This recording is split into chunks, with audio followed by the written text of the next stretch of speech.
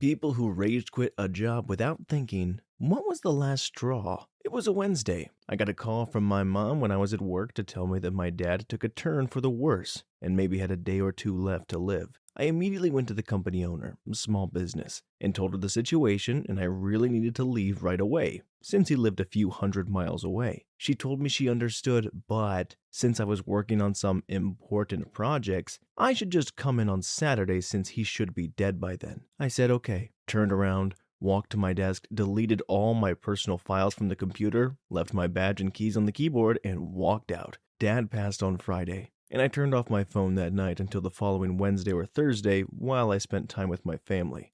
I already hated the job and the owner for other reasons and found a new job a few weeks later, so I can't say I regret anything. Edit. Thank you everyone for your kind responses. This happened a few years ago. My father had dementia for a decade before this, so we were all prepared for it. Not that it made it easier, but the wounds have healed, and I find I'm able to remember the good times with him more now than I did when he was so sick. I'm doing excellent nowadays, but really appreciate how much concern some people have for a total stranger's well-being. Story 2. So the building my job was in closed down at 9 p.m. Everybody except security had to get out so they could shut everything down. One of my supervisors, I had 8 of them, yes it was like office space, kept scheduling me until 9:30 p.m. I repeatedly brought this up at the end of the night and was always told, no, that was just a mistake, you need to leave. Fast forward 3 months, I get called into a disciplinary meeting. The reason? I kept leaving early. I had like 8 attendance points from leaving early because one of my idiot bosses, who worked in the same building and definitely should have known when it closes, couldn't figure out how to schedule. I explained my side, which is pretty effing obvious, and they say they'll hold off on any disciplinary action while they look into it. A couple days later, they told me they weren't going to remove those attendance points. I told them to shove it up their butt and I walked out and went to a concert with some of my now former coworkers. Story 3. I sold cars from 2011 to 2013. I was pretty dang good at my job, had 6 different 20-plus car months, and averaged 17 cars a month. I attributed to the fact that I truly took care of the customer and knew my crap. I never pitched a vehicle that wouldn't suit their wants and needs, always fought for a deal that was fair to them and the dealership, was courteous of their time, etc. The thing that really made me stand out was that I devoted a lot of time into product knowledge. No one in my dealership knew the cars like me. Specifically, no one knew the features and how to operate it. My customer surveys were almost always perfect. A big factor in that is that I spent as long as it took after they picked up the car to show them how all the tech features in the car worked. I got their phone paired, set up their navigation, door and seat settings, everything. My dealership took notice of this around the same time as the industry did. At the time, not many salespeople really cared about post-delivery customer service. I always knew that's what would bring a customer back to buy another car or at least give me a referral. My dealership figured that out too. So they started something called the Technology Clinic that would be held every other Saturday morning at 9:30 a.m. I was volunteered by my sales manager. I would not be paid for it. Even though my job was to sell cars, that's how I made money. Being the young company guy that I was, and being someone who truly believes in giving the highest quality customer service possible, I begrudgingly agreed. Not that my agreement mattered. Here's the thing about the car business. Saturday is the busiest day of the week. I always sold at least 1 car on Saturdays and would often sell as many as 3. Just off of fresh customers. Granted, I worked at a huge dealership. This clinic would often take up my entire morning, so I was missing out on a crapload of customers. Over time, I came to realize that the other salespeople were turning and burning their customers. As soon as the deal was done, they wouldn't go over the car's features per the customer's request. Instead, they would tell them about this nice little technology clinic we had. So basically, I would spend my entire Saturday doing other people's jobs for customers that were not mine, on deals I didn't get paid on, during a clinic that I wasn't being compensated for. On top of that, this clinic was supposed to be more in-depth knowledge on the features, not basic crap that should have been done at the time the car was sold. So after 2 months of doing this clinic, having no support from managers to get people to do their effing jobs instead of pawning it off on me, I walked into the clinic and hit my breaking point. 35 customers were there that day. when the clinic was supposed to only have 7 or 8 max. I spent my entire day doing other people's jobs and giving these customers the basic service they were entitled to. That day, the dealership sold 45 cars. 45 customers I missed out on. Every single person but the one new guy got a sale. And I heard multiple salespeople telling customers about the technology clinic, meaning 2 weeks from then, I'd likely have another 35 or more people in my clinic. I waited until I had helped every single customer. They showed up to the clinic. It wasn't their fault, so I didn't take it out on them. When they left, I went to my desk, typed up a letter of resignation, and went to the GM's office. I went to the GM and told him everything I told you. I was going to give him a chance to make it right because, frankly, I made a crapload of money there until the clinic. He responded with, "We'll talk to the staff and see what we can do."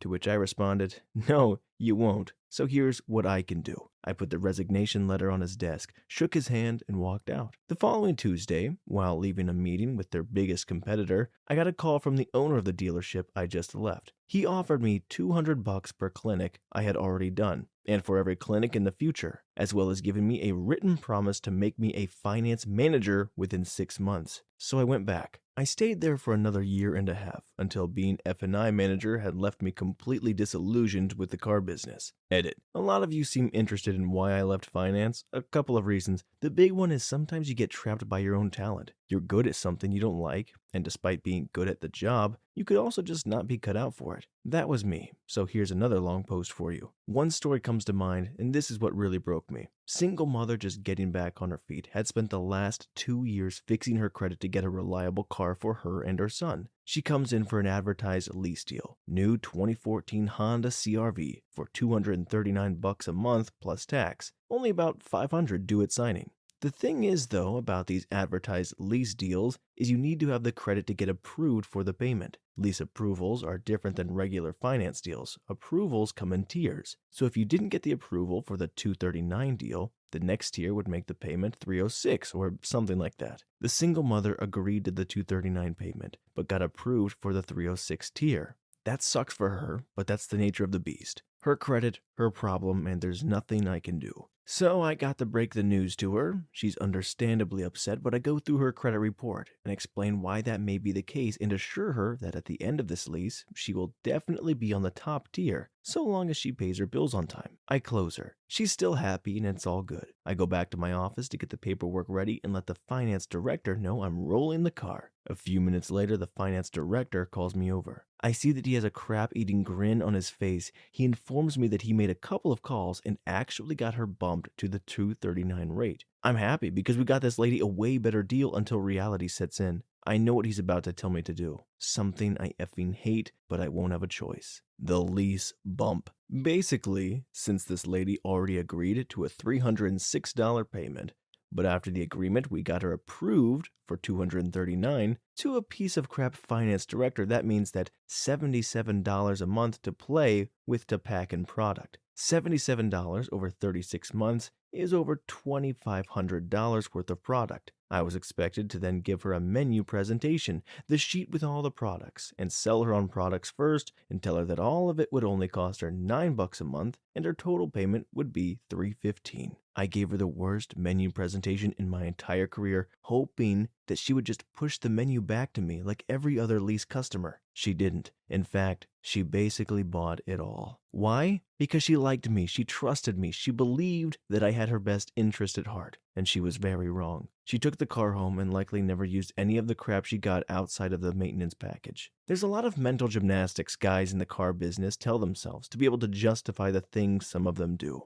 Yeah, that was still a decent lease payment for a great car. Yeah, based on her debt to income ratio, she could afford it. Yeah, a lot of those products will eventually come in handy. But let's cut the crap. I misled that person. I lied to that person. I stole money from that person. I didn't sleep that night. I did what most car guys do on a Saturday night. I went out and got hammered to dull the shame that I had. That hangover the next morning was one of the most illuminating moments in my life. That's when I knew I had to get out and never look back. Unfortunately, that's kind of the case for most sales job, dude. I mean, if you're halfway charismatic and good with people, then you can make a lot of money, but you kind of got to leave your morals at the door. I sold life insurance for all of 2 weeks. Not every part of it's bad, but there's certain moments, like the guy in the story that you feel gross. Story 4. Worked at Best Buy in high school. Some people from a different store transferred over, and one of them took over scheduling from my supervisor. She gave me a total of 10 hours a week, down from my usual 30 to 40. I had to save 2 checks just to pay my crappy cheap Cricket phone bill with those hours. I complained to my supervisor about her scheduling, and they raised me to about 15 hours. I couldn't understand why or what I had done to get cut so much.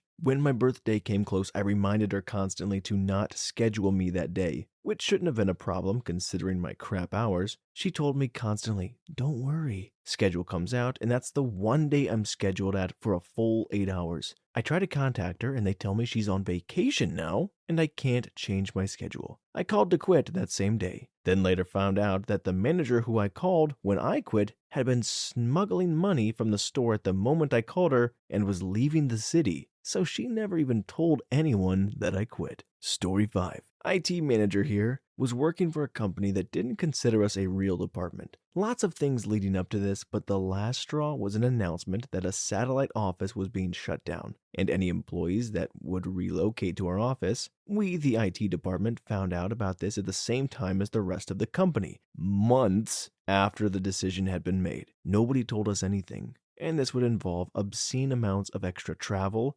hours, and stress as we accommodate the moves, the infrastructure, and everything else involved with such a move. I left in the middle of the announcement. Follow-up. My boss, the CFO, threatens to fire me if I don't do the work. Can't fire someone who's already quit, taps Temple. Then the CEO calls me and asks me back to negotiate. I agree to come back for 6 months if I get a 25% raise for myself and my entire team. After 6 months, I left and they laid off everybody. Story 6. I worked on a farm throughout high school for a very wealthy couple. The husband was a successful commercial real estate agent, and the wife trained dogs to do hunt and field tests. I primarily worked for the wife, assisting in training the dogs, but as it was a farm, I did various things for the husband as well. The husband was a raging alcoholic who would get upset if you wouldn't share a drink with him when he offered. When his wife was out of town participating in competitions with the dogs, I would have to drive over to the farm multiple times a day to feed the horses, clean out their stalls, etc., etc., and I would often run into him, but I tried to avoid it when possible because he made me uncomfortable. Anyway, I was like 17, and it was summer, so I accidentally slept through my 6 a.m. alarms one morning and didn't get to the farm until around 8 to feed the horses and clean out their stalls. Not like it mattered, horses can't tell time. The husband was there and had already been drinking and I could smell it on him. He started laying into me about being so late. He told me I was a poor piece of white trash crap. If my parents let me oversleep for my job, then they're even worse white trash pieces of crap and I won't ever amount to anything just like them, yada yada yada. I told him he could take care of the horse crap himself and that I quit. And as I was leaving, he was yelling at the top of his lungs that he would find me and kill me. I never went back, obviously. Story 7. I worked for a pharmacy for almost 2 years, and we had hired a second replacement pharmacist who requested a weekend off each month. Well, when the pharmacist took his weekend, they filled his shift with a floating relief pharmacist. Well, there was a particular one. We will call him Jim. Jim had been a pharmacist for 40 plus years and had his own way of doing everything. Long story short, this guy didn't keep up on workplace training, new systems, anything. Instead, he would sit around and work as slowly as possible. And when you asked him for anything, he would pretend he didn't hear you. When the customer would come to pick up their script and it wasn't filled, he would legitimately blame the person he was working with in front of the customer, saying, "X didn't tell me." I told the main pharmacist if they schedule me with him again, I'm done. They did, so I ghosted the company. Edit. Lots of triggered people because I called it a pharmaceutical company. When I typed farm into my phone, pharmaceutical was the first thing that popped up, so I clicked it. I was in a store that distributed drugs, aka pharmacy, not a company that produced the drug, pharmaceutical company. I learned a valuable lesson today. Story 9. I was 18 years old. I took a year off between high school and university to work and save money. Had a part-time job at a self-serve gas station to earn a little spending cash, as almost all of my full-time job money was going to university savings. New assistant manager started. Instantly had a hate-on for me and treated me like a lazy SOB because I had arranged with the past assistant manager, the mom of one of my school's friends, to work 2 slower weeknights, 10 hours per week. Every time I talked to the new assistant manager, she tried to pressure me into taking shifts that interfered with my full-time job, and she started saying that I wasn't a team player. It wasn't fair that the manager would change the shifts I agreed to. I needed to take more hours, etc. 2 months after new assistant manager started, I got into a car crash. It wasn't my fault. I T-boned a lady who ran a red light, and the lady barely managed to get her car to the local police station, where she filed a false police report stating that I ran that red light. While I'm at the police station, new assistant manager calls to ask me if I can come in 2 hours early, aka 45 minutes from the time she called. I apologized, said, "No, sorry, I can only come in for my regular start time." The assistant manager freaks out. Apparently, everyone I work with says I'm lazy.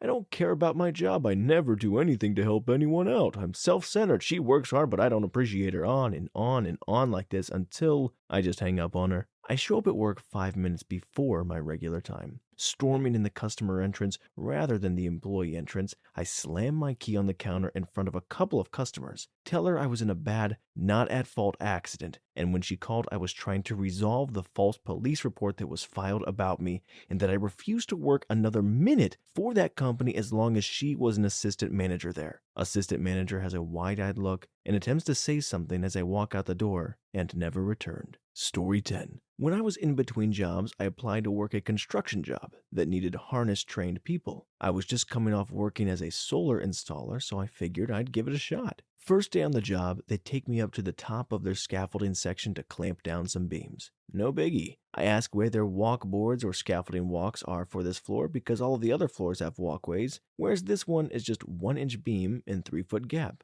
1-inch beam all the way across, 100 plus feet in the air. They tell me they don't have any. Okay, I'll deal. After a few hours of grueling work, I depleted my gallon jug of water and was getting dizzy. I called down to the elevator operator to bring me down. Without missing a beat, he shouts, "Climb!" and walks off to smoke a cigarette. I climbed down all 14 or so stories on angled beams with no harness while bordering on heat exhaustion. Walked up to the foreman and told him he was going to get somebody killed, and it wasn't going to be me. So I left. Edit. To all the commenters talking about reporting them to OSHA, I got the job via a friend of a friend, and I couldn't even tell you the name of the place now. This was about 6 years ago. At the time, I just wanted to get rid of them, but yes, I absolutely should have notified OSHA. Story 11. I actually did this like 2 months ago for the first time. I'm a bartender, and I was working in some crappy Mexican restaurant downtown. The tips were crap because the food was crap, so we were barely ever busy. So already I'm living in New York City, barely making $400 a week when I'm used to be making more than double. At this point I've been there 2 months and I hate it more and more every day. Around this time my mother gets really bad pneumonia, and due to complications it degraded her heart. So she has to have open heart surgery to repair a valve. It's a risky procedure and my mother is touching 65. Now let me state that staff turnover was incredibly high because in addition to us making horrible money, the manager was a complete and utter moron. Most staff left after a month. So when my mom gives me a date for her surgery, I go to my manager and give her a basic rundown of the situation. Tell her I need 4 days off from X to Y so I can be with my family. She says no problem. But just to play it safe, I send emails and texts to her confirming that I indeed do have these days off. She agrees. I think cool, no problem. Well, I was dead effing wrong. 3 days before the surgery, the schedule for the week comes out, and I'm scheduled through the entire week. I immediately go to my manager and ask what the F is up, because I'm not wasting away behind this moldy, rat-infested bar in the West Village while my mom has surgery. No bullcrap. This woman has the nerve to say I didn't request off ever at all. When I show her my paper trail stating that yes, I gosh dang did put in a request, she says, "What difference does it make if you're there? The surgery is going to have an outcome whether you're there or not," and starts to rattle off how I need to be a team player. And I'm effing up her crap by requesting off and yada yada yada yada. Her voice fades off, and I literally see red. I say nothing and go back to work. This is at 5 p.m., happy hour, and our rush starts at 8. I'm the only bartender on today. Fast forward to 8:30. My bar is slammed. I have a bunch of drink tickets from the servers and it's a mess. Total crap show. My manager comes behind the bar and instead of offering any assistance, she tells me to not bring home drama to work. I stare at her in disbelief for a moment, truly stunned that such a tone-deaf moron could possibly be in charge of anything. I laughed in her stupid face and walked right out of the door and went to go see my mom. Story 12. When I was in high school, I worked as a flower shop clown, standing at the side of the road holding 15-pound signs, waving at traffic to entice them to buy flowers. My second weekend, four bros in a red Chevette kept driving by every 10 minutes or so, honking and flipping me off. Fine, whatever. They disappeared for about 45 minutes. They came back and hucked a Wendy's Frosty at me. Thankfully it missed. They went around the block and came at me again. I threw the sign the frisbee style at their car. It smashed the passenger door and broke the window. The driver dynamited the brakes and came to a screeching halt, and the four bro dogs got out, obviously wanting to fight me. Keep in mind, I'm wearing a clown suit. They're chasing me across the parking lot of the mall, and I run past two security idiots at the entrance. I run inside and into the flower shop and into the back. I get changed, take my wig off, tell the manager I quit, and I left. As I was walking out the door, they were still screaming at the security guards and the cops had showed up. I got a call that afternoon saying that my paycheck was being held up because of the damage to the Chevette, and I was banned at the mall. No regrets. Story 13. I used to work as a housekeeper at a really shady hotel. It wasn't the best job in the world, but the pay actually wasn't that bad. The owner and his wife were horrible to everyone, especially the housekeepers.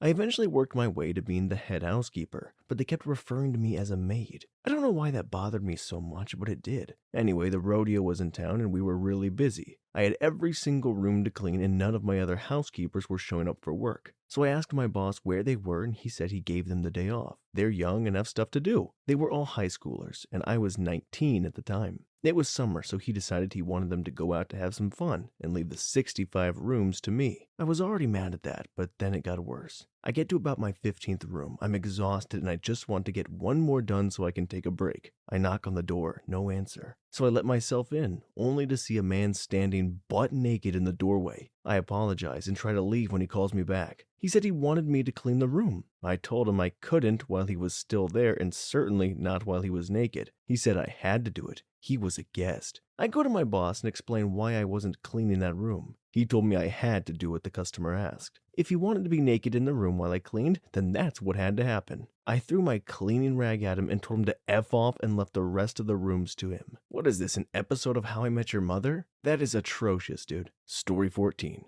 Been dealing with a pretty terrible boss for the last few years. Just signed an offer letter from a competing firm, which means the next time he asks me to stay late and not get paid for work that I do will be met with my letter of resignation. My guess is I will be handing it to him in the next 24 hours. Update 1. Boss will be leaving on vacation for the next 3 weeks, which means two things. 1, I will be doing all of his work for the next 3 weeks, which is what I already do, so it's not actually an issue. 2, I will be delivering my 2 weeks notice by tomorrow at the latest. Update 2. Per everyone's request, I will post an update tomorrow right here. Although I believe I have been mistreated and have clearly been unpaid in my position, I am actively choosing not to be petty in my resignation. But trust me, I've fantasized about all the ways I could screw this company over. The letter of resignation is typed, signed, and printed to company letterhead in my desk. Update 3. I said I was not going to be petty, but I broke the shredder. On accident, I am debating on whether or not I say anything. Update 4. Boss came in late per usual and immediately started telling me about the rough day he had. I asked to speak with him in the conference room and informed him I will be moving on. He was clearly surprised and wasn't able to construct much of a response. The only thing he mentioned was how difficult this makes his job because there are a few things that only I know how to do. There was no counteroffer from him or an offer to increase my salary. Not surprised. I am giving him the professional courtesy of interviewing a replacement. He seemed pretty shocked, and it's pretty clear that he is worried about not having someone do the essential duties that I perform, since I'm the only one in the whole firm that knows how to do them. Update 5. This will probably be the last and final update, but I wanted to thank everyone for the kind words of encouragement and luck. After turning in my final notice, I immediately felt more relaxed and much less stressed. My hope is I can recharge over the next few weeks and be able to go into my new job rested, focused, and excited to succeed. It certainly feels good to be in your last few weeks of a terrible job. Story 24. For a couple of summers during college, I was a dishwasher at a local youth correctional facility. The job sucked, but the pay was really awesome, about $3 more than the minimum wage at the time, and I was able to get free, crappy cafeteria food. Most of the staff really didn't give an F about the job, and the kitchen was always gross. For example, the industrial dishwasher we had was almost never cleaned before I got there. They would clean it maybe twice a month when the supervisor would bother with an inspection. The dishwasher was like a mini car wash. You would put the plates on a conveyor belt and they would go through each section before coming out.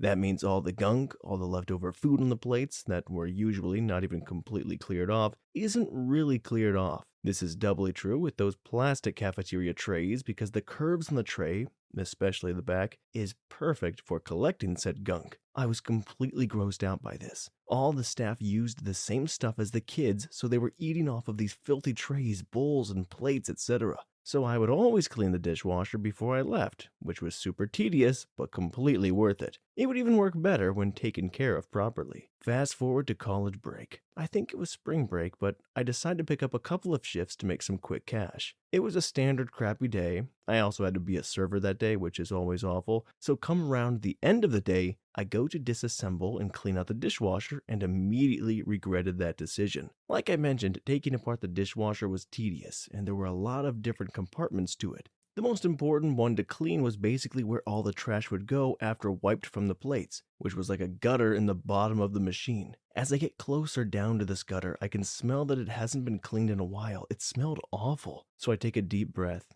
and undo the hatch and was immediately hit with literally the worst thing I've ever smelled. I can't even really put into words how awful the smell was. I would imagine it smelled like someone's mattress after some intimacy, but it was also home to a collection of putrid male private part cheese, rotting meat, and a heaping scoop of pig's crap. I immediately threw up. Didn't even have time to gag or process what the F was happening. I effing hightail it out of there and my coworkers ask if I'm okay, to which I answered with a resounding, "What the F?" When I asked when the last time someone actually did a thorough clean of the dishwasher, one guy shrugs and says, "Probably when you cleaned it last," which was on Thanksgiving break. I just left. Didn't say anything, didn't even bother to grab my backup from my locker. I just left. My boss called the next day to ask why I wasn't in, and I just told him to F off. Story 16. Earlier in my career in residential HVAC, I thought it'd be a good idea to branch out a little, to add some tools to my tool bag, so to speak. So I took a position as a lead installer at a smaller company. It wasn't particularly bad, it just wasn't in my wheelhouse, and I grew to dislike installing and tried to shift back over to the service department. My manager knew I wanted to transfer, but wouldn't let me despite my prior experience, and instead hired another tech. Now, part of the reason I didn't want to do install anymore was because of the salesman. They were idiots. The concept of a tape measure was completely lost on them, and there were times they'd overpromise at the expense of me and my assistant. One day in particular, the residential salesman had us install the wrong type of evaporator coil, makes the cold happen, in an attic without taking any measurements beforehand. It didn't fit between the joists, and when I asked for someone to come help, I was told to use your imagination. We managed to get it done, sort of, but at 5:30 it literally fell apart. I was apoplectic, called the salesman and unloaded on him. We hacked it together just enough, and we left. The next morning at the shop, the salesman tried talking to me and I quit on the spot. He said that we had a meeting with a Lennox rep and to reconsider. Please, just think about it. He must have thought I agreed because when I went to turn in my timesheet in the meeting room, he began to introduce me as the lead installer and service tech when it's slow. So I look at him and reply, "Psh, I effing was," and walked out. Story 17. My first job in aircraft maintenance was for a grumpy old dirtbag. I was a completely green apprentice fresh out of school, and the old turd had no understanding of what his obligations were when taking on an apprentice, and expected me to just already know everything. He'd send me to do jobs unsupervised, wouldn't provide any instruction or guidance, then get upset if I missed something. He chewed me out for taking too long to do stuff. He'd occasionally call me into his office and quiz me on random crap, then belittle me for not having all the answers, telling me he was going to phone up his buddies at the college and tell them how disappointed he was with the quality of their graduates. Guy was a total hypocrite too. Didn't have current manuals for any of the aircraft, didn't properly track parts and hardware. He literally had a room full of random spare parts with no history, and took all sorts of shortcuts. One time during a windscreen replacement, rather than measuring out the hardener for a sealant, He eyeballed it. Crap was supposed to set up in a couple of hours, but it hadn't hardened after 3 days, so he made me paint over it. We were supposed to cut open and inspect every oil filter we replaced, looking for metal that could indicate a failing engine. He'd store all the old oil filters on a giant workbench without labeling them. Then, after a year or two, go inspect them all at once. If any had metal, there was no way of knowing which aircraft it came from. He got away with being crappy because the Transport Canada inspector responsible for audits in that area was a friend of his, and he'd boast about how audits consisted of them bullcrapping over donuts in the break room for 3 days. Anyway, it was the last day of my probation, and he called me into his office to tell me he had a very difficult decision about whether to keep me on. I told him I'd make it easy for him, and I quit on the spot. Story 18. I was 21 working at UPS. Was a truck loader the first year, became the fastest loader in the warehouse just because I like working quickly. Only wanted to become a supervisor because my manager was really easy to work with and always wanted to help with solutions to problems. Once they promoted me to supervisor, they transferred my manager to a different warehouse and didn't say why. Worked as a supervisor for a year, and once peak season arrived, mid-November, early January, things were getting crazy, and my manager was just a yes man to his boss. Never helped solve issues, just said, figure it out, or just get it done. Well, in November, my best friend and I had won a World Series of Beer Pong satellite tourney to get a free entry and stay at the Flamingo in Vegas for the tournament worth $600. Tournament was from January 1st to the 5th. Well, during peak season, it's nearly impossible to get time off, and I looked at this tournament as a once-in-a-lifetime opportunity with my best friend. Things were just getting so crazy, and they weren't approving any vacation requests. I wasn't getting assistance from my boss with the workload, so I just said, F it, I'm out. Come to find out, my manager, his boss, and 4 other managers got fired for changing time cards to make their production numbers look better, which I found out is why they shipped my cool manager away, because he wouldn't participate in the dirty deeds. My best friend and I placed 46th out of 500 teams. It was one of the best memories I have to this day. Absolutely no regrets. Story 19. Nice, I have a good one for this. It was my first real office job out of college. It wasn't a horrible job, but I didn't particularly love it. It was a long commute, required some overtime, I wasn't learning transferable skills, and a handful of the managers rubbed me the wrong way. I was starting to get the inklings of a toxic environment. I had been pondering quitting for a little while, but finally got around to it with a last straw kind of moment. We had our desks arranged in quads for our team. 4 desks pushed together with our manager at a desk adjacent to the squad. We brought on some new team members, so our manager rearranged our desks. Everyone else in a quad, and I somehow ended up in the corner of the floor, completely isolated from the rest of my team.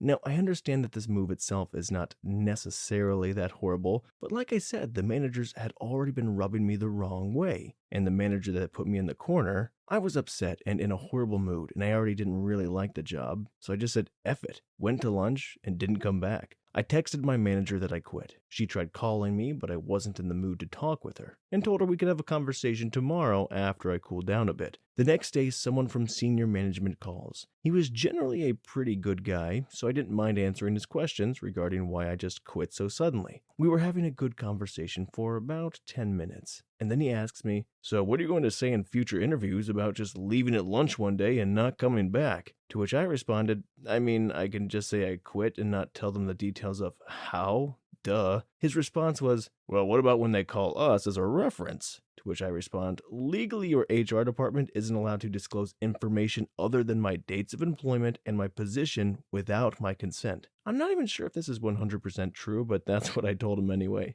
This upset him. He started cussing me out and said something similar to, this town isn't as big as you think. I'm gonna make it a nightmare for you to ever try and get a job in this town again. I hung up on him mid-sentence, chilled for a week, and got another better job 2 weeks later. LOL, F 'em. Story 20. Not rage, but it was definitely spontaneous. In college, I was third key, basically a shift lead. I could open and close without supervision at a GameStop back around '04. Definitely still in corporate overlord era, but before the absolute nosedive in service. All the employees were pretty tight-knit, hanging out after shifts and coming in early to hang out before clocking in. We took pride in knowing our customers, treating them well, having a good time, and personalizing the experience in our stores. Game of the Month display at the front counter with a shrink wrapped copy of Superman 64 and its strategy guide someone had traded in. Action figures along the display shelves posed in funny scenes, changing the name on each other's name tags and seeing how long until they noticed. Faxing weird crap we made out of old magazine cutouts to the other stores in the district. Informal game tournaments.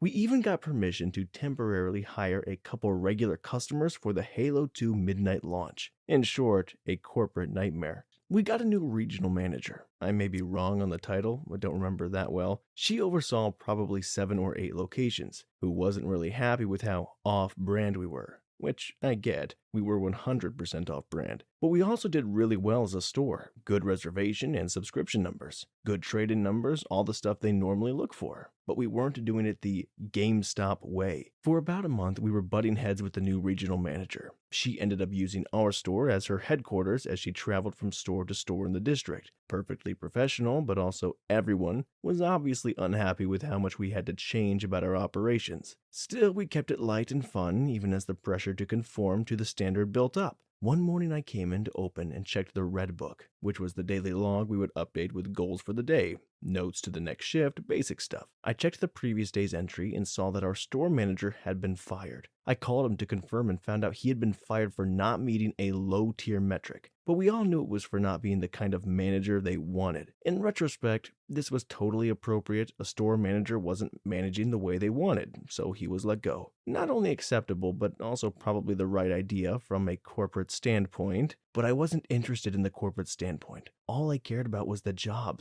I loved, the place I loved, the people that I loved. It was completely tossed aside. I had watched our customers become less happy over the past few months. I had watched my coworkers start caring less about both the work and the play. And to me, this was the final straw. I wrote quit on the day's to-do list. I drove to another nearby location to drop off my keys with one of the other managers. I went home and played Knights of the Old Republic on my Xbox, then started looking for new work. I found out later that day from the assistant manager, the one who stayed on for about another year at a different location, that the regional manager, who had made the decision to fire the store manager, had to come in and open the store and operate it herself until the closing shift came in. And that felt good. It was the best job I ever had, but I don't put it on my resume. I still stay in touch with a couple of the guys. We got away with a lot of fun before it got shut down. I don't think the change was for the better. That sucks, dude. And this was the era before online gaming. GameStop really was this wonderful place. The employees were strange and passionate about their jobs. They did have these gaming tournaments and fun midnight releases. And that sucks that somebody came into the culture and kind of doled that whole place down because there were only so many years left regardless. Story 21. I was working my first serving job at a crappy Italian restaurant, and it was like 3 days before Christmas, so every single night we had a full house with at least one huge holiday party. I was working the regular tables and effed up on one dish and forgot to note that the pasta was supposed to be gluten-free. The owner of the restaurant was a total a-hole, but would usually only yell one and be done. I accepted my first round of yelling and stony silence and continued working. However, every time I went into the kitchen, he'd start right up again. I had 2 of the sweetest old couples come in that night, and both of them told me I was the best waitress they'd ever had. And then I'd go back to the kitchen and be told that I should be a permanent host if I can't write food orders down correctly. As my last table left and I said goodbye to them, I just knew they were the last table I would ever have at that restaurant. I did my checkout and went up to the front of the house manager and said I was giving him my 2 weeks. He told me, "You can't quit in the middle of the holidays." I then went to the back of the house manager, asked him to come to the posted schedule with me. I counted out 2 weeks of shifts for me and then drew at a line all the way through the other shifts and said, "I'm done after that date." I then went to go roll silverware and other closing duties, and the owner walks up to me and says, "Take your crap and just get out." Place your bets, guys. I'm gonna go with Olive Garden. Story 22. A few years ago, my youngest sister was the victim of a double murder. At the time of the crime, I was working retail for one of the big 4 cell phone companies. They actually took good care of me during this time. The court process wouldn't go on to start until about a year and a half later. Before the court date, I had left the cell phone company for the biggest cable company due to unrelated reasons, more money. We get the date, but I don't have enough PTO at the new company to cover the expected trail dates. Murder trials are very lengthy. I actually remember crying when I quit because of the amount of pressure I was under at the time. I'm not a big cry guy, so it wasn't one of my prouder moments. Edit. Thanks, guys. FYI, the guy got convicted due to overwhelming evidence. He actually died in prison about 9 months after he was convicted. Randomly collapsed in his cell. Story 23. I used to work at Chili's.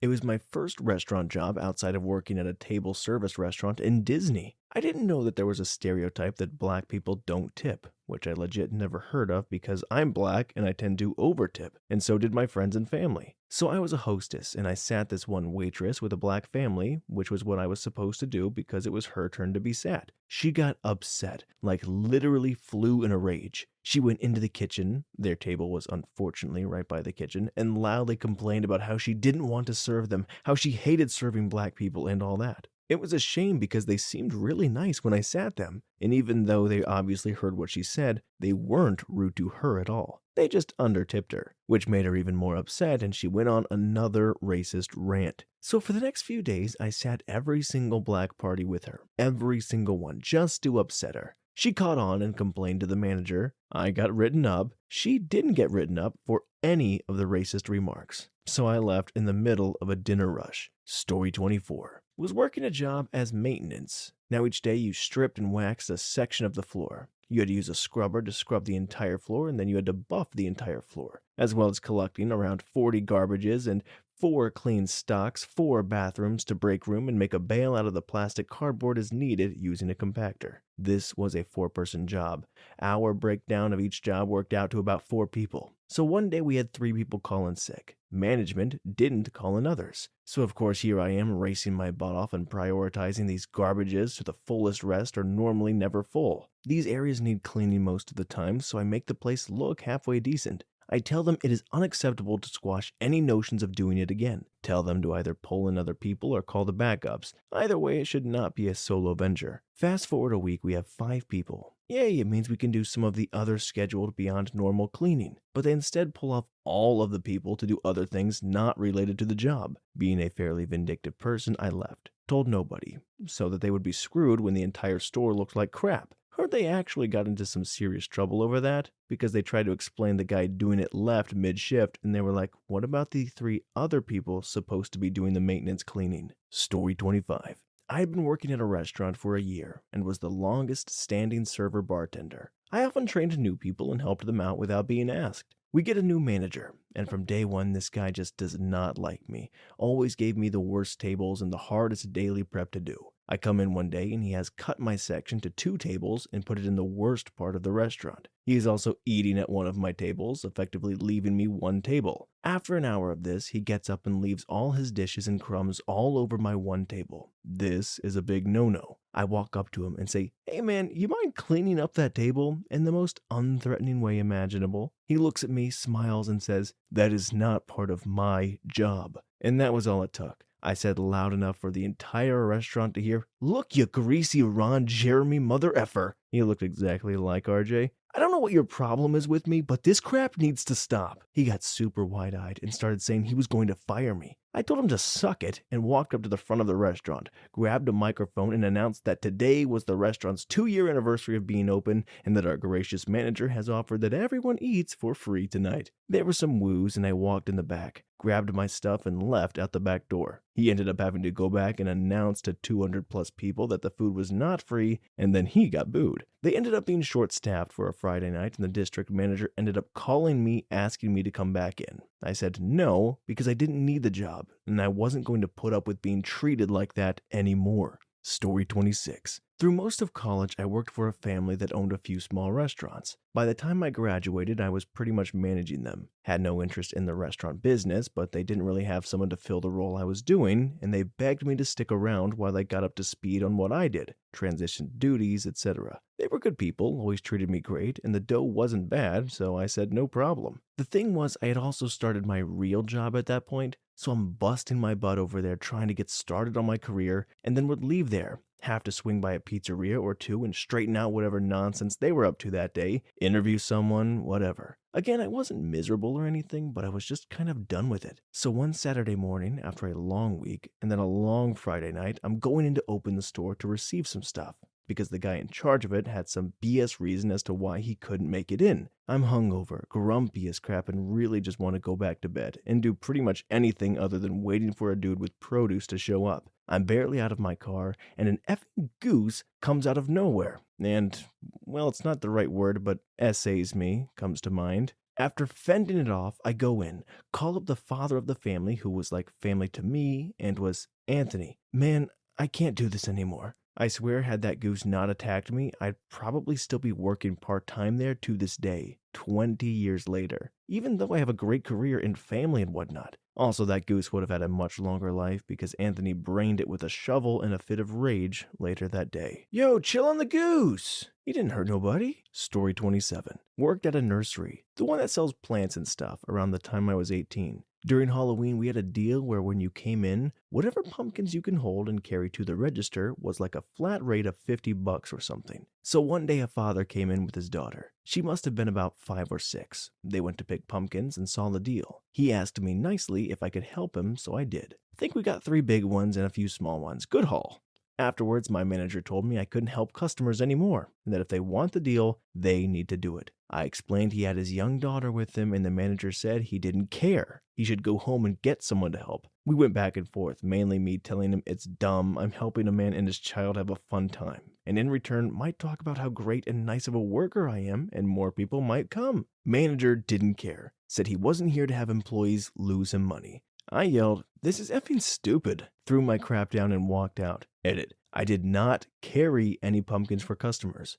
All I simply did was put some in the arms of the dad. I in no way expect a young child to pick up 10 to 25-pound pumpkins and load them into the arms of a parent. My manager did. My mistake for not clarifying this. Story 28. Interned at a local wedding magazine during college. Small office of 3 interns who put the mag together with an editor who will always be the most incompetent person I've ever worked with, and I've worked in food. Anyway, after months of petty bullcrap, my car broke down over Thanksgiving. I called the editor, letting her know just in case I was ever late showing up as I planned to take the bus ride. Her response, "Oh, your car broke down? Then you are no longer needed." Click. Female dog, you did not just hang up on me. I was mad, but I took that call as a blessing in disguise and decided to forget about it. We weren't getting paid as interns, so who cares? 2 months later, a Saturday. I'm relaxing at home when I get a call. Guess who? "Hey, listen, I'm sorry about that call during Thanksgiving. My phone just dropped it. We're trying to get this month's edition printed, and I can't keep up with all the mail, ads, and phone calls. It's crazy in here. And all the other girls quit. Can you believe that? Will you be back in the office soon?" Readers, it's been 4 years since that Saturday, but even now I can still feel that incredible sense of petty joy. You said I was no longer needed as an intern 2 months ago. I have already accepted a new position elsewhere. My boss doesn't call me on weekends and actually pays me, so lose my number. Click. Story 29. Worked at a small law firm as a contractor, probably to prevent the firm from paying taxes, offering benefits, paying unemployment, etc. Got a new case assigned to me on my own one afternoon. The next day, the boss has a staff meeting. He proceeds to ask me every detail about my new case, like various deadlines and details. I hadn't gotten much into that stuff yet due to other cases taking priority, so I say some form of, "I don't know," offhand, or "I'll have to look that up." The boss laughs at me and berates me in front of the whole team. The next workday, I wasn't in for the morning due to the fortunate gas leak in my car. Boss demands that I take an Uber into the office and provide documenting for the car work. Instead, I talk to a family friend that practices employment law. I would almost certainly be legally considered an employee, not a contractor. So I would get unemployment as long as I didn't quit but got fired. I sent the boss an email saying, since I'm a contractor, I'd like to work from home. I'll send you a bill for my time and the money per hour. Boss replied saying, "No, you're no longer needed." Filed with unemployment.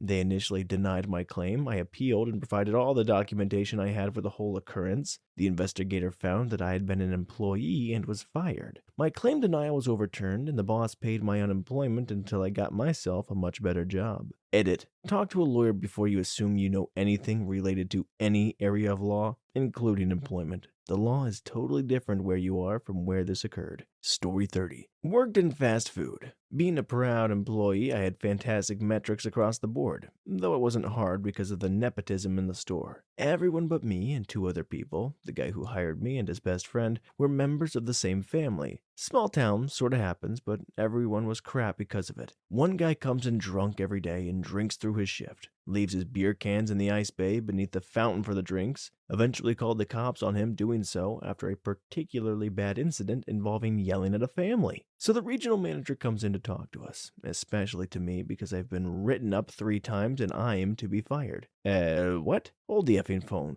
With the single exception of spilling a drink on a customer, I've made roughly no mistakes in my 9 months here, and no one has said a gosh dang thing about anything, and these are all performance write-ups? They forged my signature on my write-ups and backdated them. I never heard a thing about this. But getting one of the family sent to the jail for public intoxication in violation of his parole after killing a guy? Apparently that's a no-no. Solid forgeries though. Except that for my initials, they copied the capitals of my signature when I used different initials for initialing things, and that's shown on my ID and on my acceptance signatures for the handbook. I took one look at my write-ups, tore off my shirt, threw it in the female dog's smug face thinking she'd won, and I screamed at her for the forgeries. Regional manager tried to smooth things over. I told him to fire her on the spot and then I might be willing to talk. He said, "Well, I can't." And then I walked the F out. Lawyers had a blast, especially after I was like, "I'm more than happy to sign over whatever you win. This isn't about me getting rich. This is about them burning for it." Story 31. I worked at an ice cream shop for a month.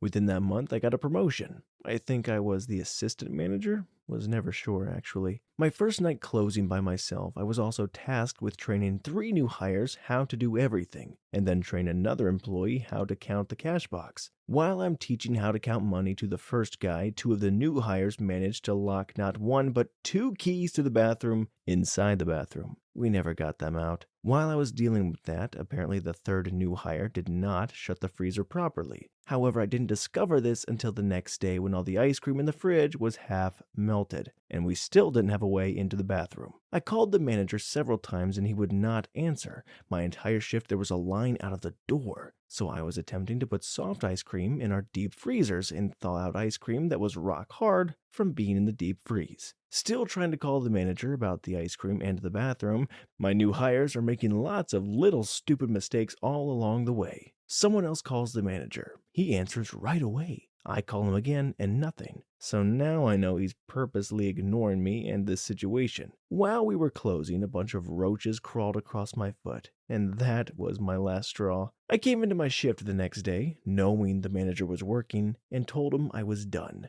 We screamed at each other a while, and I left. I am no longer allowed in that ice cream shop. Story 32. I was called a racist. A black guy who I worked with for years, I fixed his computers for free, gave him a ride when his car had trouble, did it. I was doing the same job he was, but with extra work because I was much younger and full of spirit. But he was also paid double what I was. He got his nephew hired as a temp, and he was put on my team. After a few weeks, it was clear this kid just wasn't kidding and didn't have a work ethic of someone we needed. We built roof trusses and demands were high, and our quota was rising. I talked to management to get him swapped or I wouldn't make my quota, and indeed my numbers were fixed that day and increased drastically. Afterwards, his uncle approached me and said I did it because he was black, to which I tried to defend myself, and he just shook it off, saying I always hated them. I dropped my hammer and gloves on the spot and drove off that minute. An hour later, the district manager called me and offered me $2 more an hour for a total of $12 an hour if I came back, and I declined. I asked some guy whose computer I fixed before to get me a job, and he hired me as a temp at General Motors subsidy for $15 an hour. I started making more on 40 hours than I was on 60 hours at my last job. My life improved drastically.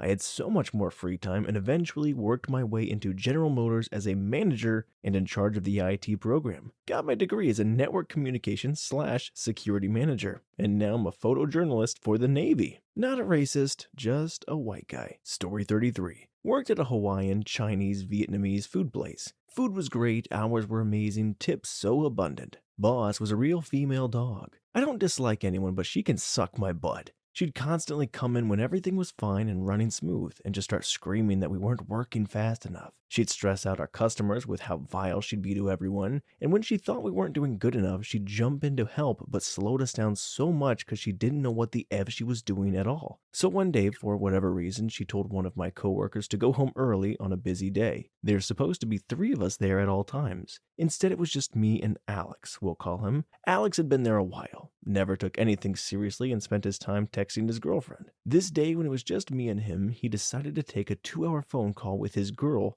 since the boss was out, and I had just learned to wait by myself. I was handling hosting, waiting, drive-through, cashiering, and takeout orders like an effing boss. But it got a little busy, so I was a little behind, since it is a very popular place, and it was just me. After being gone all day, my boss walks in and sees we're a little behind. She immediately sees me and starts going ape crap. She starts cursing up a storm, and all the customers watch as she gets closer and closer to me, just saying foul crap, and starts to throw objects in my direction and breaking all kinds of crap. Right then and there, I knew I had to get out, or I was about to backhand this foul lady. I calmly told her, F this. I don't need this job that bad. And I walked right out and left them with all that rush of customers to figure out everything for themselves. Story 34. Worked at a fast-paced restaurant as the lead cook, closed alone on Saturday nights as we were open very late, 2 a.m., and business in the kitchen died off around 10 p.m. I noticed after 2 checks that I was being clocked out at 10 Saturdays, spoke to the chef, and she told me she'd fix it. Next check came. Same crap. I talked to the owner. He said he'd fix it.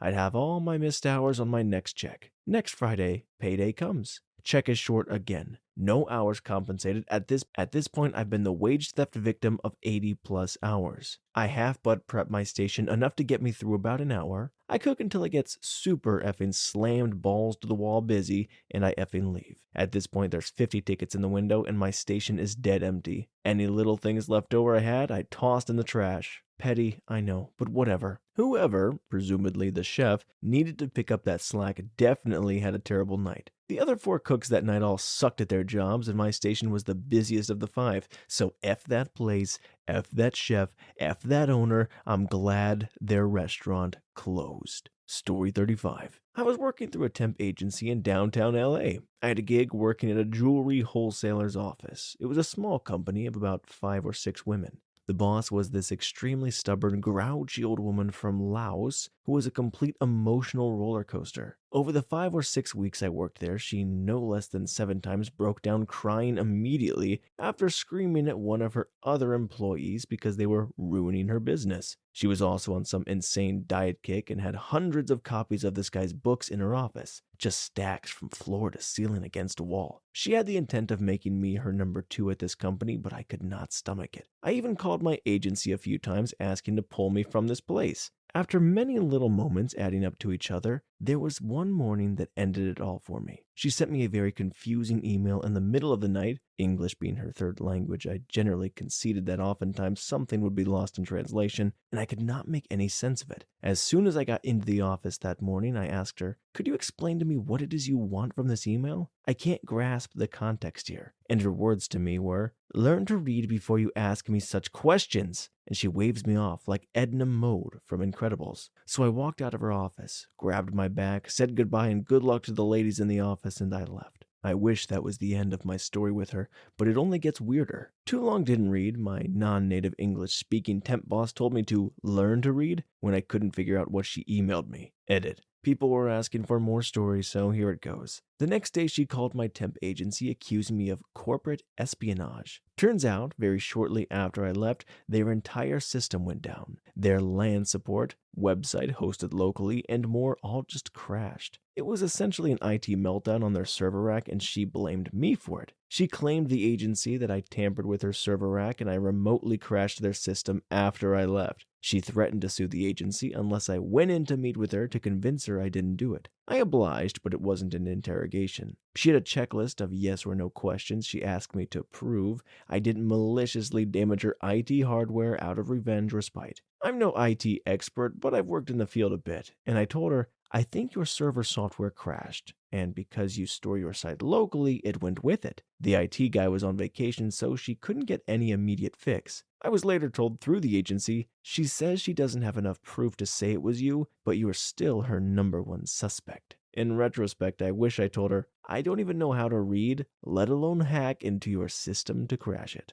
Story 36. My first job working at McDonald's, I started at 15 and a half. Not sure what the laws are now, but they weren't allowed to have me work full time, and I couldn't work past, I think, 7 p.m. When I turned 16, they were supposed to automatically give me a raise in the corporate policy at that time. That didn't happen. When I approached management about it 2 weeks later, they apologized and said they would work on putting the paperwork in immediately. Never happened because new management came in. So I once again asked the new management for a raise as I was previously promised a raise 2 times. They said they would work on it. Once again, never happened. I saw BK was having open interviews on my way home. I sat down, interviewed, got the job, and told them I could start in 2 days. I was still scheduled to work the next day at McDonald's. Came in, did my job, and just started telling all my coworkers I'm done. I'm not coming back. Management easily heard, sat me down, and offered to give me a $1.50 an hour raise. I told them my new job was still going to be paying me $1 over that, then got changed out of my clothes and left.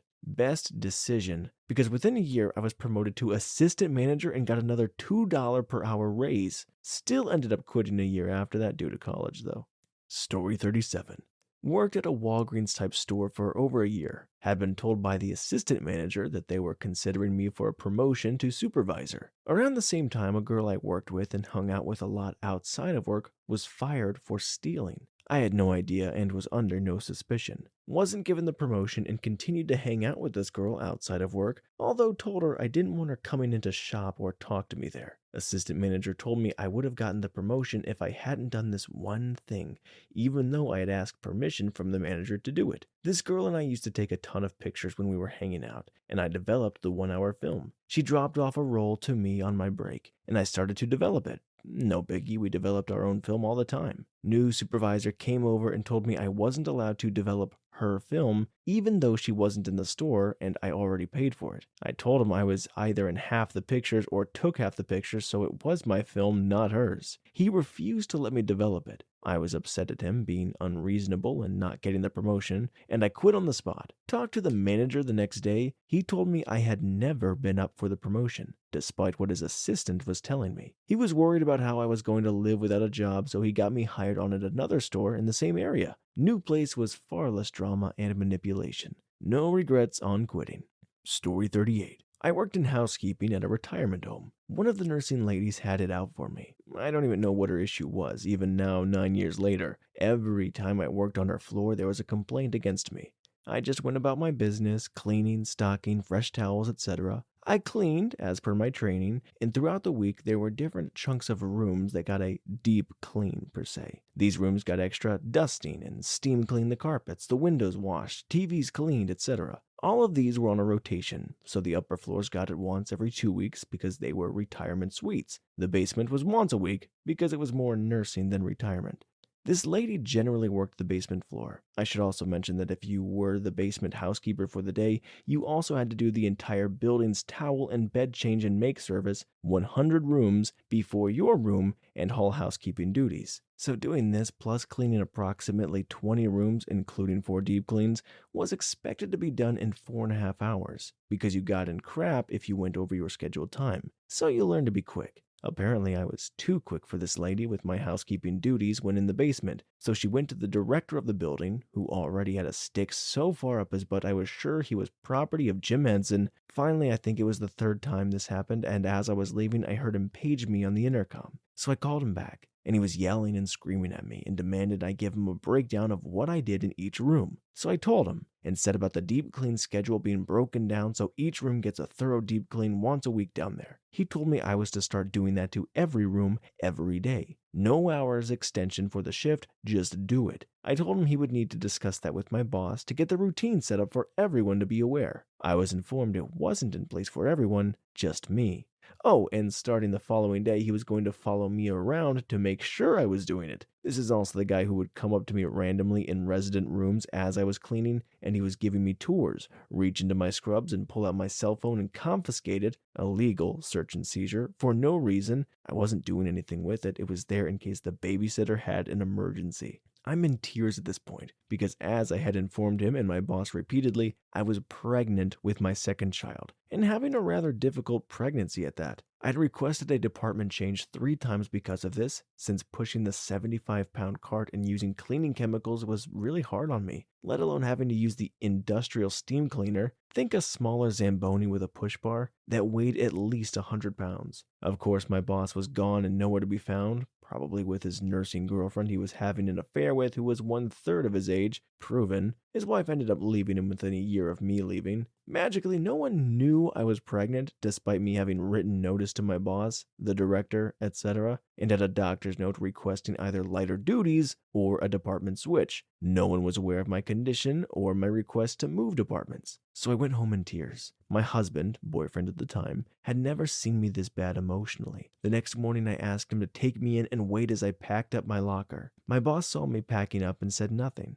I leave and it's over an hour later before I get a call asking where I am from my boss. Apparently the director has been looking for me. I told him I was done and what had happened and reminded him I was pregnant and couldn't handle the abuse anymore. All he said was, "I wish you would have told me so I could get coverage." I responded back, "I wish I would have been treated like a human effing being, and since the idiot director could do my shift, since his plan had been to follow me around all day anyways," and hung up on him. Bonus, they screwed me on unemployment because of claiming they didn't know I was pregnant, even though I had copies of the correspondence. Too long didn't read. Building director was abusive, communication was crap or ignored, refused to acknowledge my pregnancy and added way more work plus more lifting and moving excessively heavy objects. Director threatens to follow me around all shifts and flings abuse at me. I leave in tears and return solely to clear out my locker. Story 39. I used to dance at a strip club near Marine Base in Southern California. The place made a ton of money for the owner, who was one of the stupidest people I have ever met that actually owned a thriving business. He would hold mandatory meetings on Saturday mornings to tell us about his great new upgrades to our club. One of these upgrades was to invest in an ATM machine.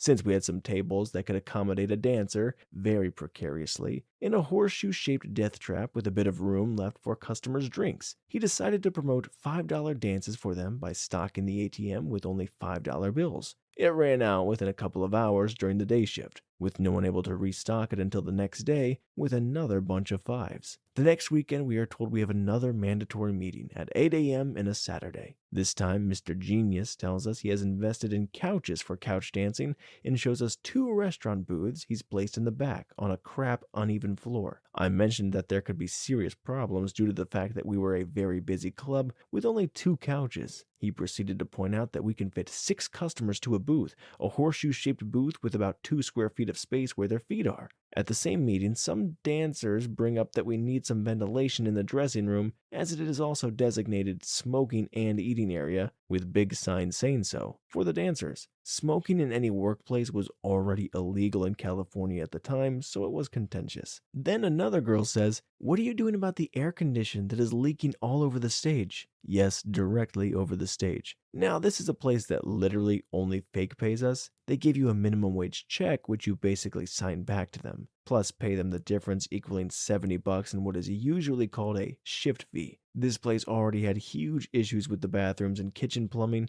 and the dancers' toilet area only had one that worked. No soap ever, and persistent slab leak. The toilet was up 3 stairs from the carpeted dressing room. The toilets flooded at the end of the shift on a Saturday night and ran all through the dressing room. Since the dancers had gone home, the owner had some guys, not professionals, suck it up with a shop vac and told everyone the carpet had just been cleaned to explain why it was wet. Now, I was good friends with the manager, so I heard about this and proceeded to tell anyone who would listen. It was around this time that I and around 30% of the staff came down with horrible infections. I was out for a month. I concluded that the slab leak on the bathroom floor was actually coming from the toilet itself, and we would walk through it and spread that crap all over the dressing room floors where everyone was smoking and eating and putting those nasty shoes right back in their bags with all of their costumes. I went back for 1-day shift and took notes on everything. They had a kitchen that was just effing horrible too. At the time, I had gotten to know a very militant health inspector because my other job was running a deli with my significant other just down the road. I gave him all of my notes, told him the best time to show up was during shift change on a Friday, and let my manager friend know I was never, ever coming back. Then I called the labor board and, for good measure, the IRS. I also told every dancer there that the club 30 miles away was awesome, and I was doing a nightly carpool in our restaurant catering van. Story 40. My manager telling me I don't take my job seriously and don't work enough hours. She said that after I had covered 2 shifts for a sick coworker alone, while we normally have to do those shifts with 2 or 3 people. I worked 12 hours straight even though I'm legally not allowed. I was one of the best workers in that stupid store,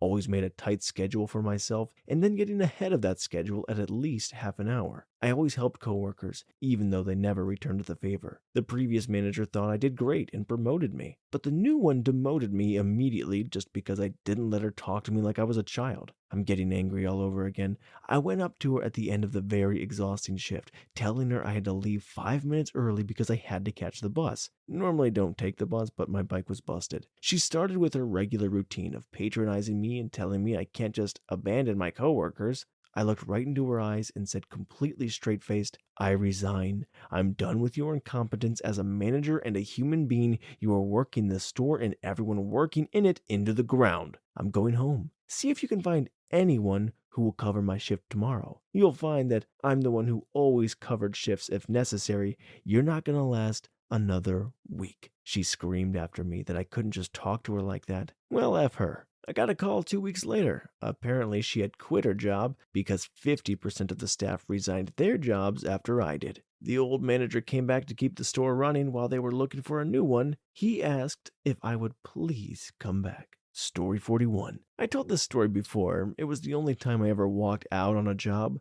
I worked at a local casino. Keep in mind they're technically considered their own country in our state, so they don't have to follow labor laws, is what HR told me. I'm a hard worker, and I don't complain during the workday. I used to work my butt off for this place. They'd make me work 10 to 12-hour shifts because they treated their employees like crap, and people would call no-shows all the time. You were not allowed to leave your shift for any reason unless you had coverage, so I would always have to stay past my regular shift and I often wouldn't get breaks during the day. And you didn't get overtime, ever. They were supposed to give it to you for working more than 8 hours in a day, but they never did. And if you complained to HR, they would tell you, too bad. They did not give an F if you had crap going on in your life, no sympathy. I called them the day my mom had to get life-saving open heart surgery to see if I could be with her at the hospital, even though I was scheduled to work, and the response was, that's too bad. No, see you at 10. I effing went in that day. I should have left then. The last straw, though, was when I was working another 12-hour shift because my coworker never came in for hers. I had 0 breaks all day. I hid behind the counter to eat a snack because I was shaking from not eating all day,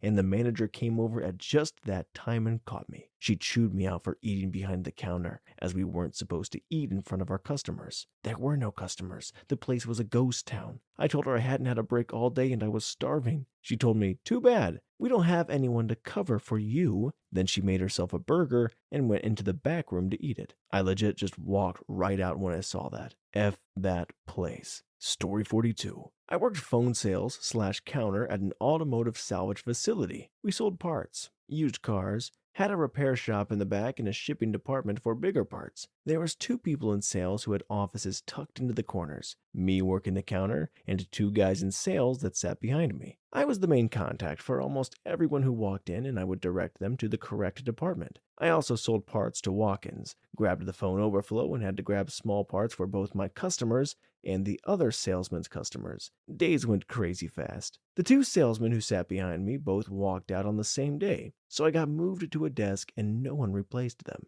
I was now doing my and both of their jobs, answering on average 97 phone calls a day, plus still doing everything that I was doing before. About a month later, the 2 guys still have not been replaced, and the shipping department manager was on vacation for a week, and I was told that I would now also have to load big parts with a chain hoist on top of everything else. I had never used the chain hoist, pretty much had to just figure it out. It was of course a week full of selling engines and rear ends, so I was running around all day every day. I made it until Friday. The accountant came out of her office and slammed an invoice from the day before on my desk and wanted to know what was wrong with it. After staring blankly at it while the phones were ringing off the hook, I was informed that I had written cash on the invoice, but had failed to circle it after writing it. Without the circle, how was she to know that I had in fact received the cash? I simply asked her if the drawer balanced, got yelled at that it was not the point, told her to figure it out, and went to lunch early. Got more mad the longer I was at lunch, called the sales manager and told him I was done, and never went back. Story 43. The same old female dog coming to the pool over an hour before it opens and proceeds to yell at me as I'm walking in about why the pool's closed. I looked her in the face, threw the keys over the fence, and went home. I didn't call anyone, I just went home. Edit. These are just a few examples of this woman. I had almost a whole summer of stories about her. As a lifeguard for a neighborhood pool in an upper middle class neighborhood in the new part of town, think Soto Sopa from South Park. Most of the people were okay. A lot of them thought they were better than me because of where they lived and were just cold to me. But this one lady in particular was the most awful woman I've met in my entire life. One week the pool was shut down for a couple of days because we had a tropical storm and the entire pool flooded. Huge branches and leaves all throughout the pool. Dirt from the roads washed into the pool, so it was dirty and brown and looked more like a swamp than a pool after the storm. Rainwater throws off the chemical balance in the pools, especially at the level of rain we had. Needless to say, we had to keep it closed so we can work on fixing it. And every day this lady would just come to the pool and complain that we weren't doing it fast enough and we weren't competent at doing our jobs and just make whiny remarks about us as we were working our butts off in this dangerous water cleaning it. She would always show up before me to the gates and ask why the pool isn't open yet and complain when I told her it still won't be open for another hour. I had to get there early to clean and make sure the chemicals were okay before opening. You'd think she'd stop after I told her that, but no, she kept doing it. Hence the original comment. I was the only lifeguard there, so I had to call a 10-minute break on the hour where everyone had to get out so I could check chemicals, go to the bathroom, skim the water to keep it clean, etc. But she always refused to get out. Every freaking time. Story 44. Oh boy, the glory of my retail days. I was a pushover until this incident. I was working at an engraving store during college. It had 3 employees, not including seasonal, and we were a cool, tight-knit bunch. We worked together for a year with no issues and lots of after-hour drinks together. My boss then got pregnant and resigned. When she did, she gave her recommendations that the current assistant manager be promoted and that I should take over the assistant manager position. They agreed with her and sent over the paperwork to get it started. Fast forward a week and the regional manager shows up with this woman we've never seen, who was to be our new manager. I was pretty bummed, but the assistant manager was furious and quit on the spot when they told her they had no idea where she got the idea from that she'd be manager. So now it's just me, this new boss, and all the seasonal employees during our busy season. The regional pulled me to the side and told me that this woman came from a clothing retail chain and had absolutely zero experience in the skill of engraving or in our products. She also couldn't close. He told me this and asked me a personal favor to really look out for her and teach her the ropes. Being a pushover, I agreed, kinda hoping I'd still get assistant manager. So he leaves and there's 3 hours left in the shift. I get the new boss and begin to teach her the engraving machine. She's immediately overwhelmed. I slow down and I give her super basic stuff, things that mistakes don't matter on, and tell her to go to town and just try out the machine. If she had questions, just to ask me. While she's practicing, I figure I'll handle the customers. It does not go according to plan. Within a minute or two, no joke, she's crying, cursing, and throwing the metal plate she was practicing on across the room. What the F? Okay, she's just overwhelmed, I figure, and I grab a customer's order and tell her to try it again, and I'll be right next to her. So she doesn't have to worry about messing up since I can correct her before she does it. She grabs the right holders, that's a start. Then she grabs the plate, all good so far, and then stares at it. She stares and stares and stares, so I take the plate and show her how to align it. Then I step back and let her take back over. That is when everything broke loose. She turns on me like a banshee and starts shrieking about how rude I am and that I'm trying to embarrass her by making her do a customer order when clearly I should be doing it because I wanted to make her look bad. I explained that wasn't the case and that I was just trying to teach her. She then threw the plate at me and continued ranting about how she wasn't going to be treated this way by an underling. First, I went into the bathroom and rage cried for a minute. She knocked a few times and started apologizing. I left the bathroom, handed her my apron without a word, walked across the hallway, it was in the mall, and took a job on the spot from the manager there that had been trying to tempt me for over a year. For the next month, we worked across the hall from each other, and my new manager made sure to grin and wave at her every time she shot me a glare. She disappeared by the second month. Story 45. I worked in Congress as a secretary for a representative in the DC office. There were a group of us whose job it was to respond to constituents' complaints, answering phone calls, drafting form letters, writing emails, etc. Then there were the policy guys, who were responsible for advising the member of Congress about the issues on which they had expertise, drafting specific legislation and hammering out details. Then there were the people that ran the office, the chief of staff, deputy chief of staff, and the scheduler. Officially, they're responsible for making sure everyone does their job.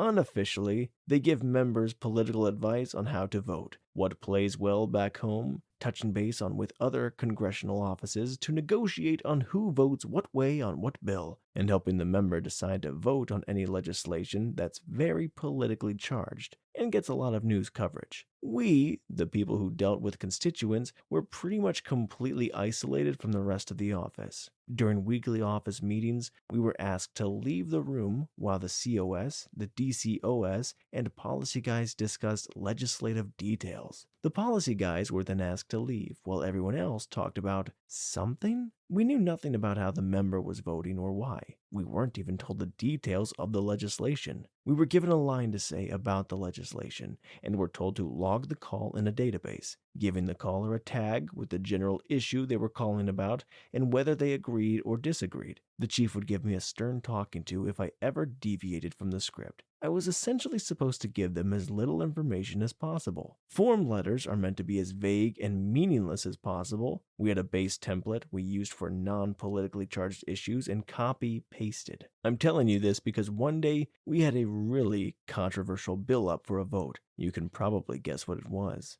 The phones were ringing off the hook. The phone lines got backed up, and even while the member was on the floor of the house as the votes were being counted, I had no idea how they were going to vote. And I had a bunch of, in my opinion, justifiably, upset constituents who were screaming in my ear to tell them how he was going to vote. And I told them the truth.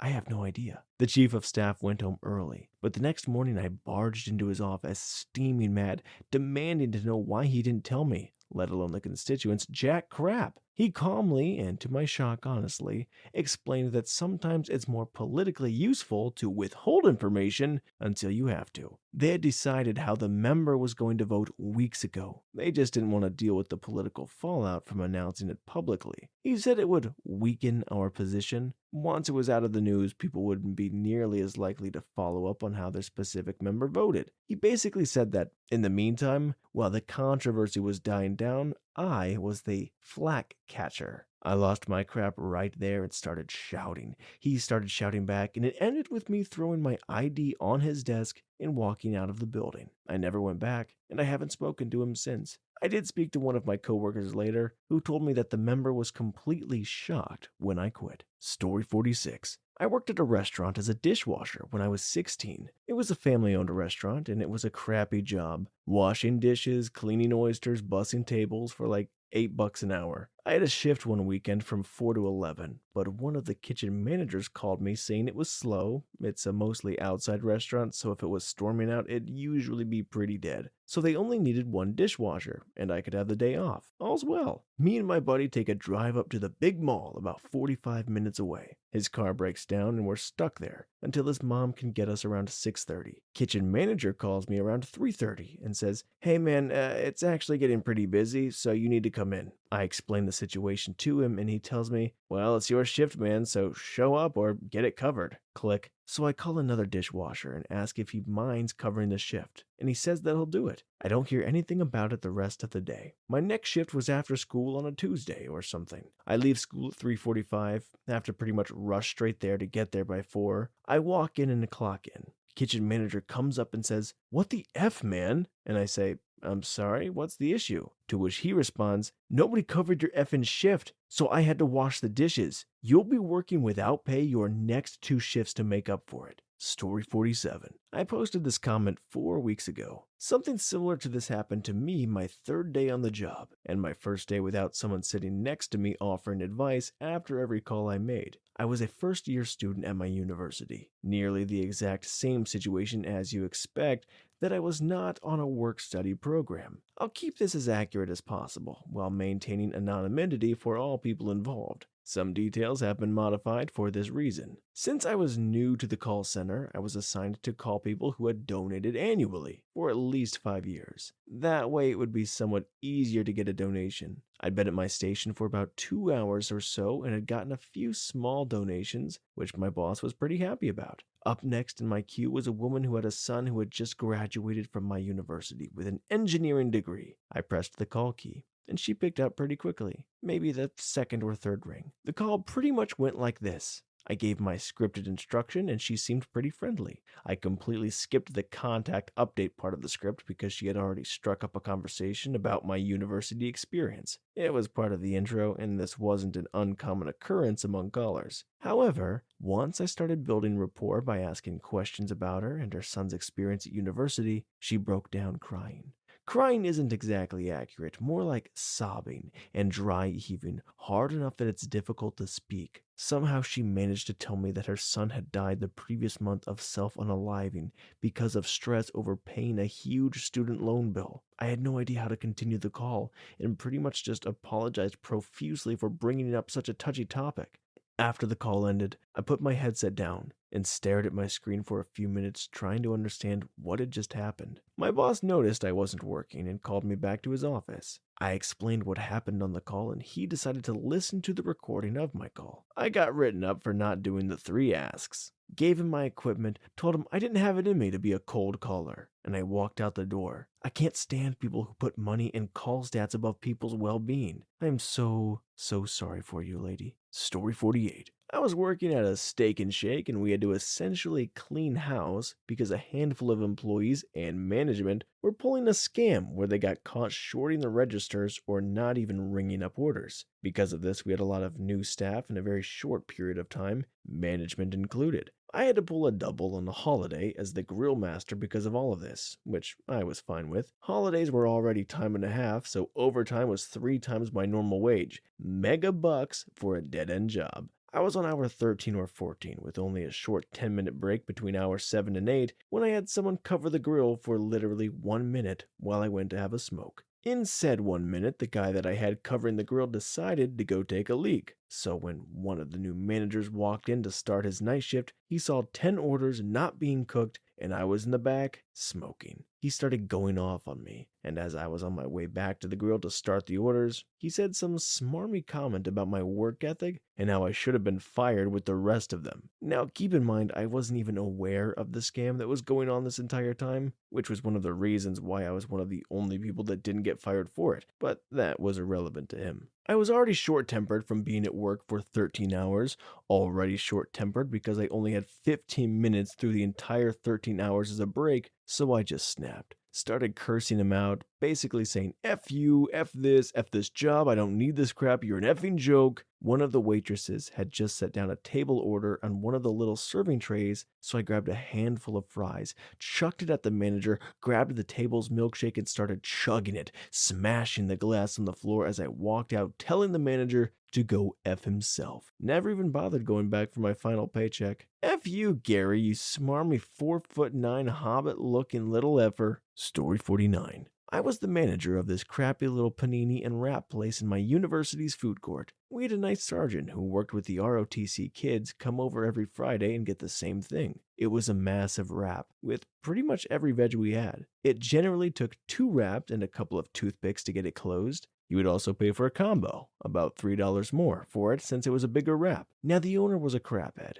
Guy would complain about how the elevator in his beach house was broken, his Lambo needed new tires, so we would get less hours so he could save money. I'd also learned that he was paying me a bit below minimum wage despite me being a manager, so I was already done with this guy. On this particular Friday, nice Sergeant Man comes in and orders his usual, except Al is there. Al had a stressful day yelling at me for crap that happened before I got there, which was my fault, and crap he had done wrong, also my fault. He sees me making this guy's mega rap and flips his crap. He calls me every dang name in the book. I'm a fat, stupid cow. Even a dumb idiot like me should know how to make a proper rap, and a little female dog like me are the reason he's losing money, and so on and so forth. Nice Sergeant Man has on a neutral military face while watching this, but his eyes are getting stonier. Al takes a second to catch his breath. Yelling at your insubordinates is tiring, and then Sarge goes off on him. It was glorious. He went full drill sergeant on him. While he's doing that, I calmly remove my hat and work shirt, fold them up neatly, and clocked out. Once Sarge was done with round one, I told Al to F himself and have a nice day. I was leaving now and he could close up the shop himself. As I left, Sarge was beginning round two. That man had a lot of creative insults. Story 50. Late to the party, sorry. Worked at a warehouse as the only female on the crew. There wasn't a single day at that job I was not harassed, threatened, or touched by men. The crew was extremely racist and sexist. Some highlights include peeing on the floor of the women's bathroom frequently because, since I was there, they could no longer use that space as a pooper. So F me. Running into me with a metal U-boat or hand truck deliberately. I had bruises regularly on my torso and thighs and always a cut ankle from being clipped by whatever sharp thing was on the pallet jacks. Following me around the warehouse, saying they can always find me by my pretty flower smell, shaking the ladders I was on,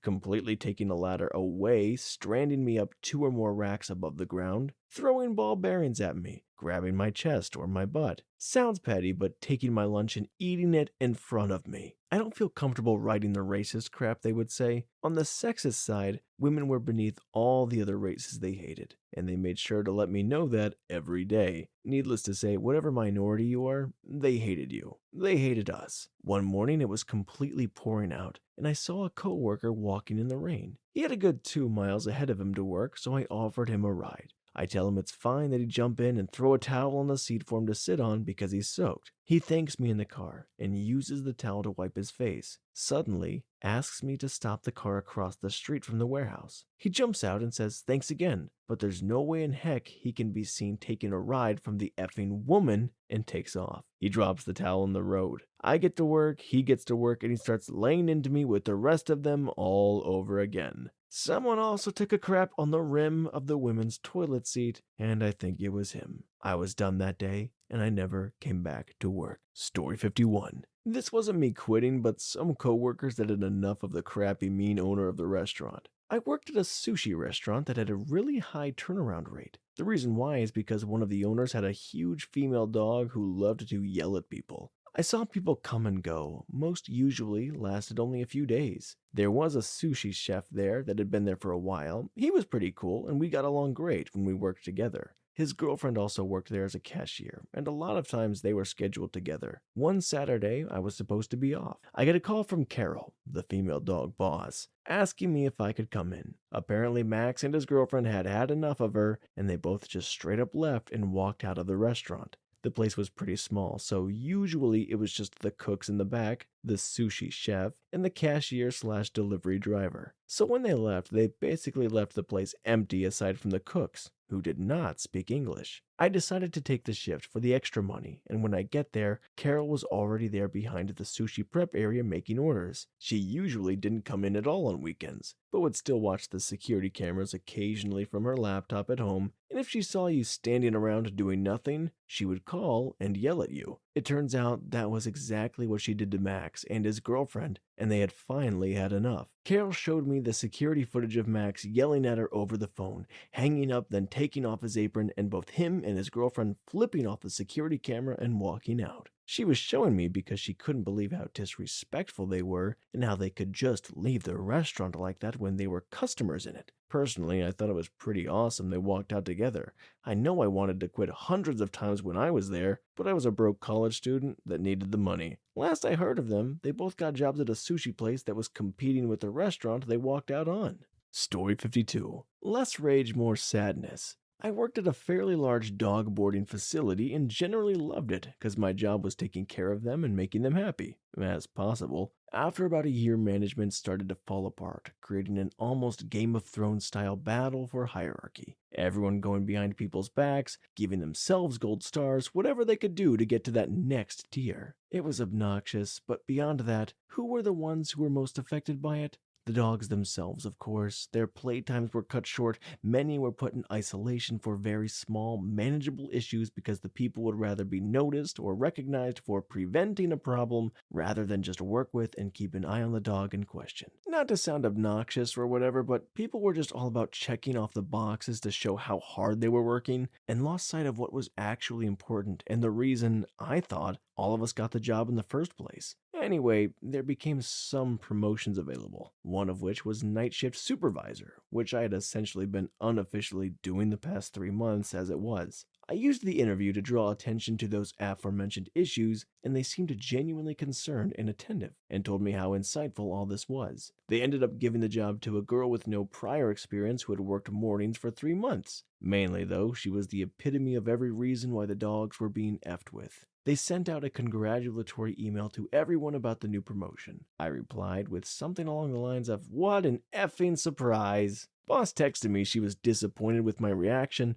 and I gave a very simple reply: blow me. Didn't show up for work that day or ever again. Story 53. I worked at a children's farm. Little place with pony rides, goats, sheep, chickens, a nice little learning center for kids about gardening and farming. This was a fun job for me. I was pre-vetting college and this was mostly animals all day. Kids weren't terrible. It was owned by our country as a part of their parks and rec services. Had some issues with animal welfare though. My boss was terrible. Aside from just being a female dog of a person, she had little regard for the animals she was responsible for. Generally, I'd walk in each morning with animals having little to no water. I knew the animals were so skinny, I'd always feed extra on my shifts. A very old goat was bred one year, and after a difficult birth, 2 days later she gave birth to a second stillborn rotting fetus. She never had the goat examined by a vet. The goat died another 2 days later. A turkey had sliced her neck open, and I could see her trachea. She made us go home and said she would handle it. I didn't believe her, and I waited in the parking lot until she left. 10 minutes later, she did nothing to help it. A pony was very sick one morning with bad colic, potentially a life-threatening problem if not addressed. I tried calling my boss many times. The farm had no meds to give. Many horse owners have some emergency drugs on hand due to the time it takes to get a vet to you. The vet happened to be at the farm next door caring for one of their horses. I brought him over and he pulled a lot of impacted poo out of her, and I got written up for that. The next day I was furious. I went right up to her and I handed in my resignation. I was devastated. I truly loved this job, but she berated me and told me how wrong I was about the animals. She knew what she was doing and I didn't. I immediately called her supervisor to discuss this. I told her everything about what I had personally witnessed and she said she would look into it next week. I told her she better do it sooner than that.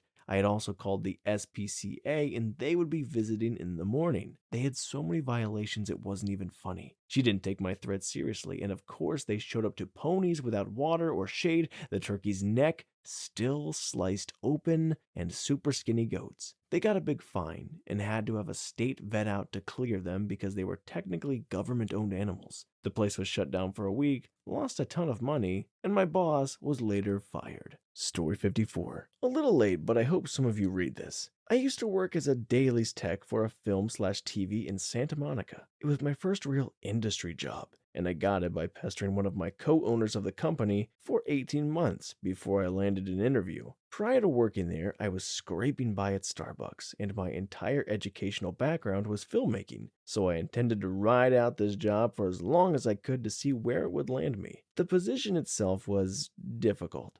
I worked nights, 10 p.m. to 10 a.m., processing video footage and creating editorial packages 6 days a week. I worked into and through Saturdays. I gained weight, got back acne, grew a disgusting beard, and was generally depressed and unhealthy for the 2+ years I was there. None of that made me want to really quit though. What broke the camel's back was hearing my bosses get drunk every night and talk crap about me behind my back. They were a group of old school colorists and post-production guys, and I didn't really interact with them until I began working earlier into the days. They would curse my mistakes and call me a moron within earshot.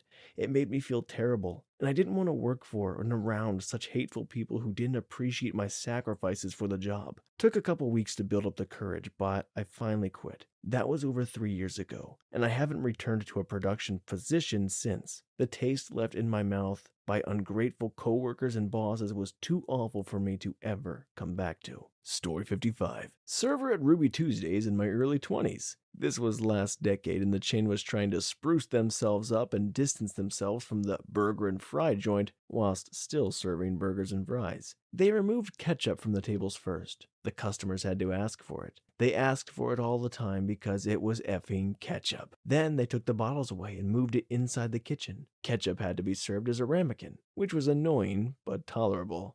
Then one day I came into Expo and they had removed the ketchup serving station. When I asked why, I was told that it takes too long to clean it up at the end of the night, so corporate ordered them to remove it. It was literally a pump bottle of ketchup and a stack of ramekins. It took 30 seconds to clean up, but they wouldn't hear it. I tried to explain how bad of an idea this was. It meant that the customer wanted more ketchup. The cooks had to stop what they're doing and make a ramekin of ketchup. On a busy weekend night, customers are constantly needing ketchup. I protested so hard I got pushed back and I quit. Not the best decision at the time, but it all worked out in the end. Story 56. Too long didn't read. I design and implement strategy to save cottage company millions over a few years. I get fired for it, and I let it all burn. I was working in quality assurance for a cottage company. The total staff was around 30 people and 5 upper management. The business was clearly in a boom sales-wise. An arbitrary amount of finished units had to be completed and shipped per day before we were released from work. Sounds great, right? Nah,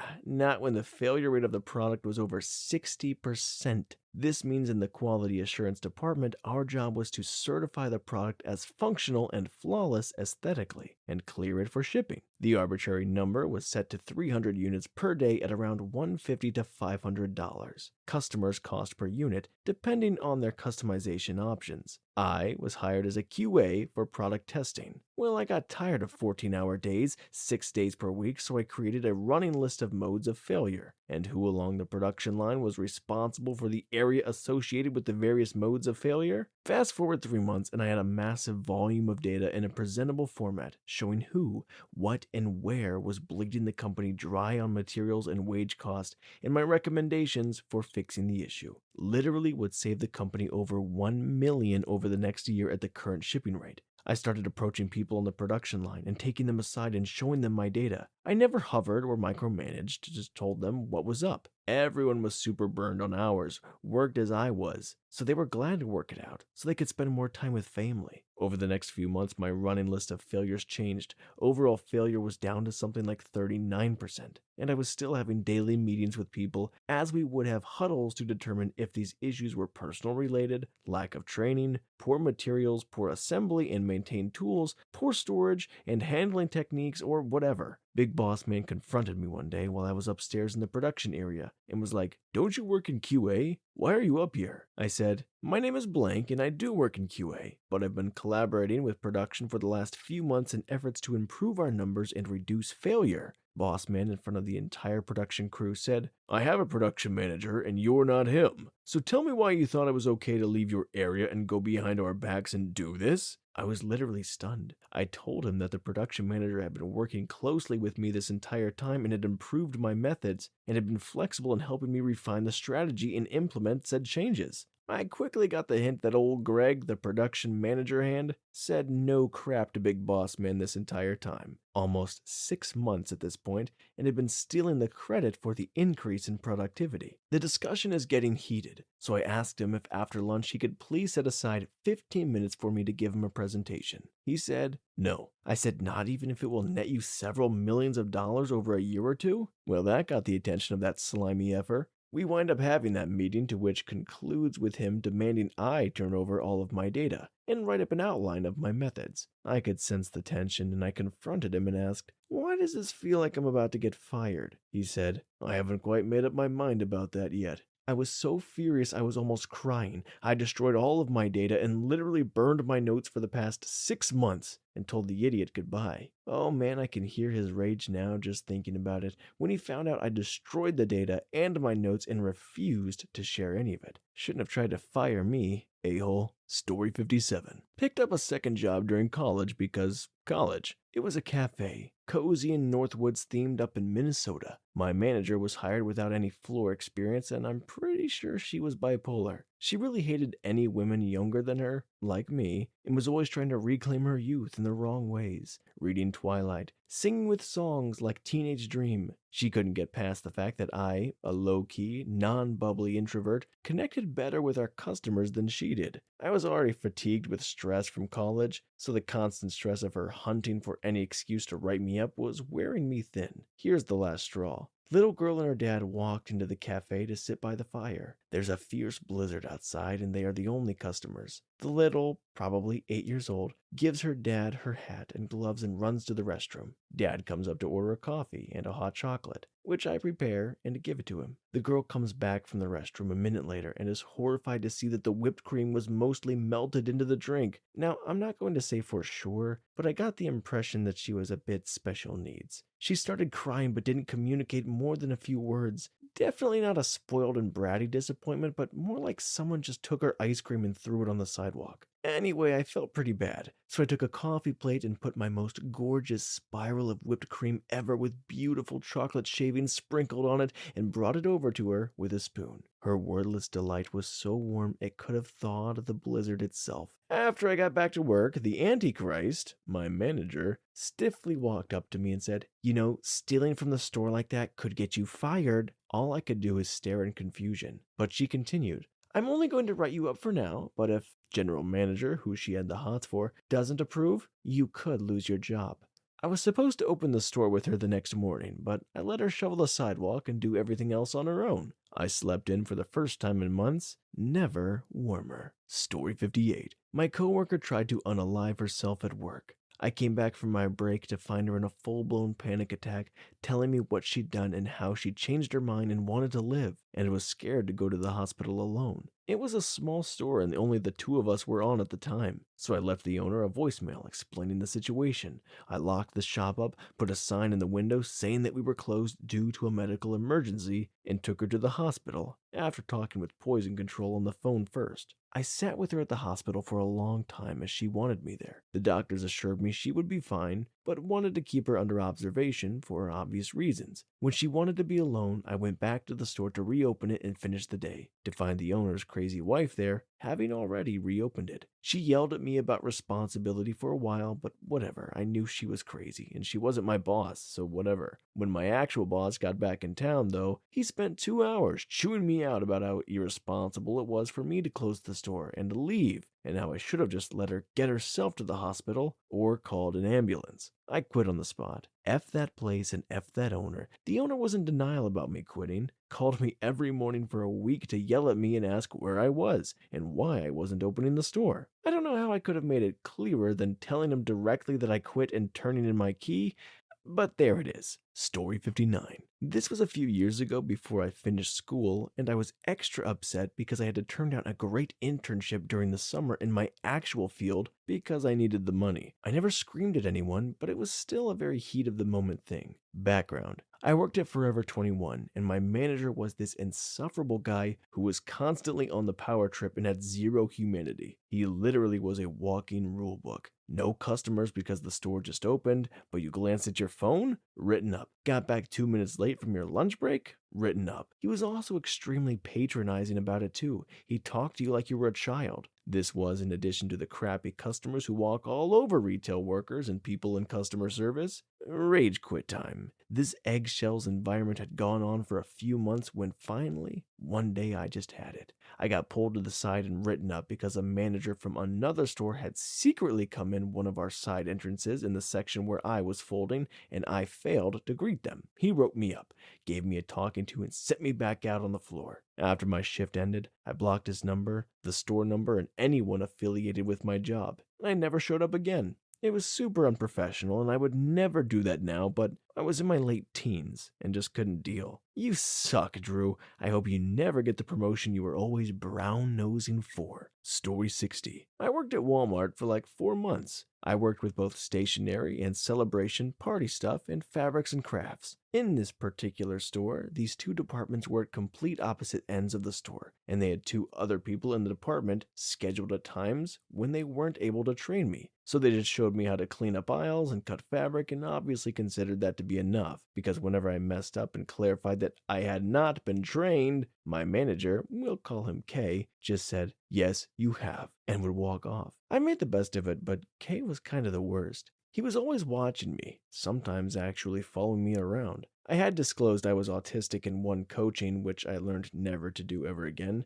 to see if I was gonna F something up. And when I did, because no one trained me, I was learning on the go, both by trial and inevitable error and from tips from other employees. He would just shout my name and point at an issue and walk away. I made the best of it, I guess. I was new to the area for grad school and hurting for money, so I couldn't be too choosy, but I was at my wit's end. Something you should know about me. I'm a writer, and sometimes I may or may not make up scenarios in my head and come up with things to say. It was and is my dream to have some kind of one-liner ready for any confrontation, and the following is so far the only time in my 25 years of life this skill has ever been relevant. It was Christmas time, and the fabric section was swamped because everyone was making some gosh dang Christmas tie blanket they found on Pinterest, so our fleece was effing flying off the shelf. Fabric bolts are wrapped around basically just cardboard slabs that pile up quickly, and I couldn't get them back to the baler when it was 6 p.m. and everyone was getting their gosh dang fleece cut. And I hoped no one liked those ugly blankets, so I'm just doing my job. The empty bolts are piling up. Michael Bublé's exceptionally awkward, no homo though, attempt at covering Santa Baby is playing for the 17th time,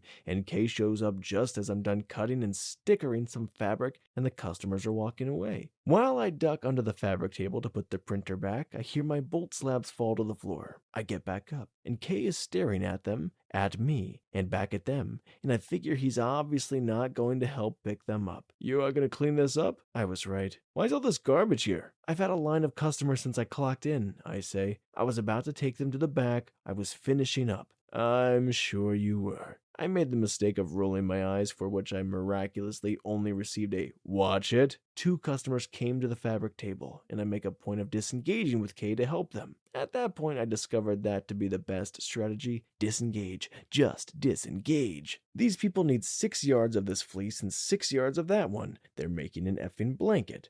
I duck down again for my scissors, and I hear it. "What are you going to do about these?" Kay says, pointing at the crap he knocked over right in front of the customers who need me to do something. "I'm with a customer right now," I tell him, because he obviously can't tell. "You can't leave it on the floor," he insists. Blanket makers are rethinking their decision. To say I'd never fantasized about quitting this job dramatically would be silly. Of course I had, sometimes 5 times a day, but I always figured my end would come with a respectful 2 weeks' notice. Nope. I slowly and deliberately unzip my associate vest, shrug it off, and drop it on the table. "Kay, if I could, I'd shove them up your butt." To add to it, the blanket makers, who I took to be 2 kindly grandmothers or something, effing lost it, in the positive sense of the term. I had no backup plan. I turned around, pausing for 1 second, because should I get my name tag? I mean, that's how I clock out. Maybe I should clock out properly. But then nearly sprinted to the back, which was not far, so there was at least that. Fumbled with my combination lock for almost 5 full minutes with shaking hands. I put on all my outerwear because it was Minnesota in December, and it was approximately effing degrees outside, and I just walked out. Story 61. I had been working in a restaurant for 3 years for the crappiest, most self-absorbed, selfish, ungrateful owner ever. If you did him a favor or extra hours to help him, he'd find something to scold you about just so you didn't feel too important. He's yelled at staff in front of a full restaurant on a busy Friday night about how that stuff happened weeks ago was just awful. Well, I'd been getting sexually harassed by a coworker for months. It was getting progressively worse, until the only things he'd say to me regardless of what I asked him would be, "Well, if you go out with me / when you go out with me." Now he's the busboy in a small restaurant, so I didn't have any choice but to interact with him. It would go from grabbing my body to pulling and yanking on my arms when I was grabbing dishes from the kitchen window. I often got the food, bread, and water myself just to avoid having to interact with him. Playing with my hair, trying to massage me, poking me, and constantly asking me out. I tried every possible way to stop this. I told and asked him to stop. I physically pushed him away. I shoved him. I asked nice and not so nice. I once kicked him in a restaurant full of people. Customers and coworkers witnessed this. One day it got so bad that I texted the owner basically saying if this doesn't stop, I have no choice but to quit. I agreed to work that shift with the guy and he talked to the owner that night. The owner had arranged a meeting before my shift the next day so we could talk. It was 30 minutes of him basically saying that I was just making something out of nothing, that I was just jumping on the hashtag #MeToo movement bandwagon, and that this guy wouldn't possibly do what I'm saying, though I told him the names of every customer and coworker that had witnessed all of this, and that the guy had said to him that he's not sexually attracted to me, so it couldn't be sexual harassment. And when I tried to argue that his response was, "Come on, you really think he wants to date you?" I got up and walked straight the F out.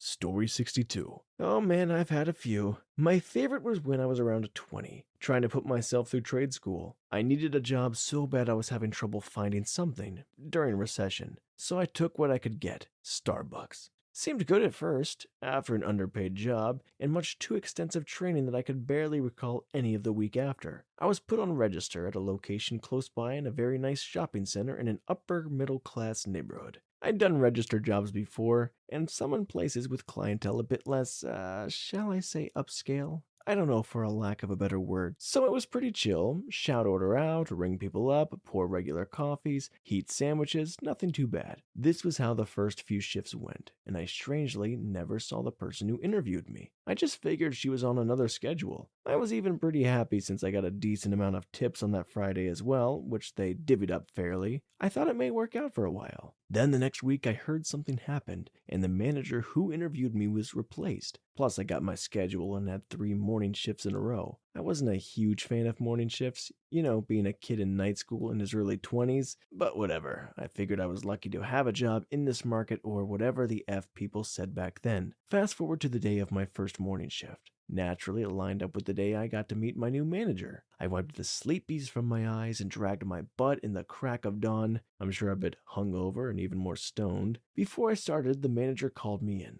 Now let me preface this by saying she had a resting female dog face. Something bad. I mean, she looked really mean. She looks down at the schedule and says, "So I see you're scheduled here for 3 mornings. Is that okay with you?" Sort of seeing if I would take the bait. I thought, oh boy, here we go, not starting off easy. It's fine this week, but I would prefer to avoid mornings as I attend school at night. My interviewer, Melissa, said it wouldn't be an issue to work around that when scheduling. I said as meekly as I could muster, already being a bit peeved off, and a testosterone-filled 20-year-old. She looked down her nose at me and said, "Well, I am not her, and if your schooling is going to get in the way of being a part of this team, you may not be the best fit." I already loathed her. This was bad. I nodded my way through the rest of the convo, seething, not hearing much except the final words. "And we are looking at putting you on the bar next week. Are you ready for that?" I hadn't even thought about them switching me to a bar yet, not to mention been trained to do so. It seemed way too complex for my liking. From what I had seen, especially in this suburbanite neighborhood, with every other person wanting 9 pumps of different things, soy milk, 2-shot macchiatos, or whatever the F. "No," I replied. "I haven't been trained." She just looked at me disapprovingly and went back to her work on the computer.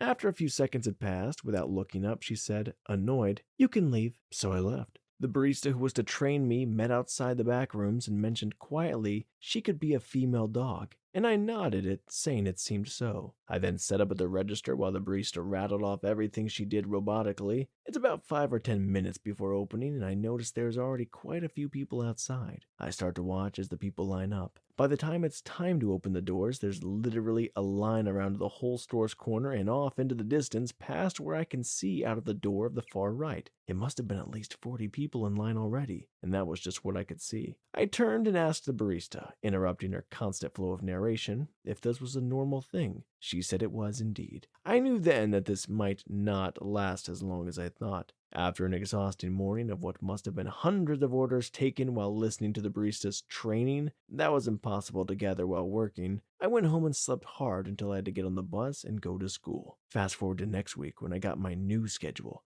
4 morning shifts in a row. I was so mad I immediately just called out sick. 3 days in a row. When I finally came in on the 4th morning shift, the shift manager came out and confronted me. He was a kissbutt who regarded his position in the Starbucks Corporation way too highly. "You must have an autoimmune disease to be sick this much," he joked. I was not amused. I said nothing and stared my hatred into his face. At this point, the real manager comes up for a tag teaming. "You ready to start the bar today?" she sneered. I looked outside at the line forming. It was even earlier than last week. It was going to be really bad. "No, with my cold I haven't had enough training to feel comfortable doing that yet. Sorry," I said through my teeth. "Well, whose fault is that?" she said. I knew I was going to lose it at this point. Without skipping a beat or even really knowing what was about to come out of my mouth, I stepped forward, closer to her, a distance that I knew was a bit too close, and almost yelled, "F you and your crap job, you effing female dog." The whole room, previously loud with ambient store noise, got dead silent, all eyes on the manager. I was on a high at this point because the stupid female dog's jaw literally dropped and was still hanging open in shock. I don't think anyone had even talked back to her, let alone give it to her like that. I almost felt bad, but nah. I turned to walk out with a bang and added as an afterthought to the shift manager, "And F you too, man," pointing at him, and then left. I've never told this story to anyone until now, and when I found out my wife also used to work there and we shared war stories, hoped y'all enjoyed this wonderful piece of work history. I look back at it fondly. Story 63. Not necessarily rage quit on the spot, but rage applied and accepted a position and put my 2 weeks notice in on the same day unplanned. I'm a nurse, was working NICU at the time. For months we had been so short-staffed because our manager was awful and was just a revolving door of employees. I was regularly asked to take inappropriate assignments that made me feel uncomfortable. The last straw was when we were critically short 7 nurses. Needed 12, only 5 were working, and I had to triple up on ventilated babies, as well as take on 2 easy feeder grower kids, 5 babies. I had an oscillator, dopamine drip, and burst drip on 1 baby who was a micro preemie. This kid should have been 1-to-1 at all times, not 1-to-5. I had 2 other relatively stable vents with it. The nurse lead had only been a nurse leader for 1 week. He was genuinely doing his best. He was a great nurse to work with and got stuck in the worst situation. Tried calling house supervisor, asking for people to just float to NICU to even just hold the babies. Anything would have helped us. She said, and I quote, "Well, the whole hospital is understaffed right now, so you're just going to have to find a way to make it work." Okay, this is intensive critical care. These babies are the sickest of sick patients. They have no immune system, no lungs, no central drive to keep themselves alive. They are 100% fully, truly dependent on nurses and machinery to live. We tried calling our unit manager, who said she would call around and ask people to come in. We find out she didn't call a single person. 2 hours pass, we call her again, absolutely desperate. She is supposed to come in when crap really hits the fan. She said no. We try again to plead with her for an hour, but she turned her phone off the rest of the night. We managed to pull through with no one dying. I wish I was joking about how serious I mean that. The next night we found out labor and delivery was about to C-section 25-week twins on the night we were so short, would have consumed another 4 nurses to perform golden hour protocols. So we would have had 1 nurse for all those babies and no way to get extra help. I reported this all to HR and corporate, to the State Board of Nursing, and to the company CEO. Nothing ever happened with it, no follow-up, no investigation into our management, and I quit a week after this happened. Story 64. I was an assistant manager at a restaurant. My boss, the general manager, got fired for theft. They had me cover while they found someone else, except they never found someone else. For 4 months, I did the general manager position while being paid half the salary. They finally promoted me, so at least I was being paid. Another year goes by in which they keep promising me an assistant and never deliver. This was a 24-hour restaurant, so I was working 80+ hours a week. My district manager was promoted and her new replacement had it out for me. Complete woman hater. Same thing, kept promising me an assistant and not delivering. By this time, I'm completely burnt out. He finally gets me an assistant who quits after a week. then hires the same guy back after 2 weeks. So many other things happened that were just ridiculous and awful, including him promising this guy my job, even though the guy kept disappearing for weeks at a time. Found out he's asking my employees for dirt on me to fire me. I took a day off because my mom was in town and get a phone call from him complaining he got a customer complaint about the price of our steaks, corporate company with set prices. He wants me to call them back right away and yells at me for 20 minutes about how I should be at work instead of having one day off. I tell him forget it, I quit. Suddenly changes his tune to that he's going to get someone to help me with the workload, and he knows I'm stressed. Tells me he has a guy he can hire that I can train for my position and then step down to assistant manager again because I'm not cut out for my position. I tell him heck no, I quit. He can train my replacement now. Then he threatens me that I have to come count the safe with him tomorrow at 5 a.m. or he will be calling the police. I went. Safe was correct. He tried to convince me to stay, and I walked out. I'd been working for that company for 9 years at that point. He later called me and asked me to come back because he had gotten so much crap from upper management for how they handled my situation. Says I will be put in a general manager position within 6 months if I move to another city. As an assistant manager, paid move, full benefits, my vacation time previous restored. I stayed 6 months, in which time he kept promising me my vacation would start back up in August. The general manager position he promised me was taken by a different person before I got there, which he said I would now get in 3 years when that manager retires. Worked for the company 30 plus years, unless I help him find a reason to fire the guy. August rolls around and still no vacation time. I have no set days off. I'm 6 hours from my family and haven't seen them in 6 months. Told him I quit, for good, and drove home. Got a letter in the mail from them threatening to prosecute me if I didn't pay them back the $300 they gave me for my moving expenses. That was 3 years ago. I never paid them, and it's never shown up on my credit or criminal report. Every once in a while I get a restricted phone call from his assistant asking when I will be paying them. The best part is the original manager I replaced was fired for stealing over $7,000 over the course of those 3 months and received no legal action. So I tell them I'm never paying them, and I hang up. 10 years down the drain, I still have nightmares about how badly I was treated there. Story 65. I had been there for only a week. I instantly disliked my boss every effing time. I spoke to her, she managed to say something borderline offensive to me. This happened especially during my training. Her explanations were rushed and half-butted. Then when I asked questions, she acted like I might be stupid, condescending to me like I was some child. What do you think? Ripping the pen out of my hand. No, stop. What are you doing? Not waiting for any explanation. Do it this way? At first I ignored it because I thought maybe I was just being sensitive, maybe she's just a rough person with good intentions. So I tried extra hard to bridge the gap by being extra sociable and helpful. I thought she might be a good person with a few sharp edges. My instincts told me that was bullcrap. I took the job originally because I was desperate, needed the money after being out of work for 3 months. I didn't particularly enjoy it, it was just a source of income until I could find something better. Because the buses and trains didn't operate early enough on Sundays, one of my non-negotiable rostered days, my partner agreed to drop me off on Sunday mornings. Without him, I couldn't keep the position. Then he dumped me. It was crazy unexpected. I had no prior warning. I thought we were perfect together. I was so shaken that I experienced this odd feeling of dysphoria. This couldn't be real. It was some nightmare. I was really effed up over it. Then I realized I was going to be jobless again soon. We tried to remain friends. He knew exactly what a bad position he'd put me in, so he offered to drive me to work on Sundays as usual for the next 2 weeks, at which point he'd move out, so I could continue working a little longer.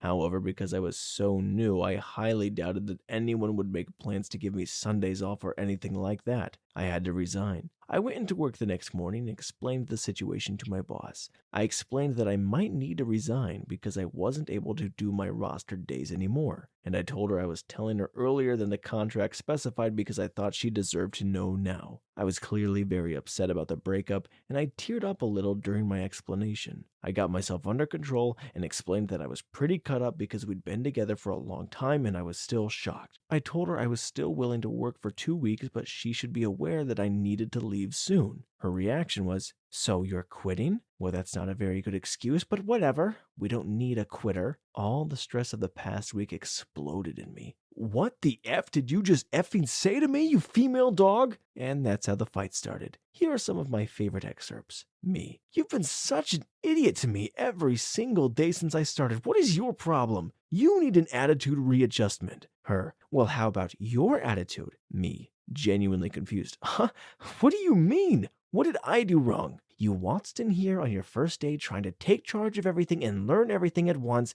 This isn't your store. You don't belong here. Yeah, she said that. Note, I was too icy. I was taught basic slave jobs like opening, closing, till operations, etc. I wasn't taught about my actual assistant manager tasks. My training occurred only at closing, opening, or when I was at the counter. Despite the store being understaffed and being a busy merchandising week, the manager wouldn't teach me how to help with basic tasks. It was infuriating standing around doing nothing all day while my coworkers frantically rushed to complete their work, so I offered to help my coworkers with their huge number of tasks. I naturally started asking questions to make sure I didn't F up.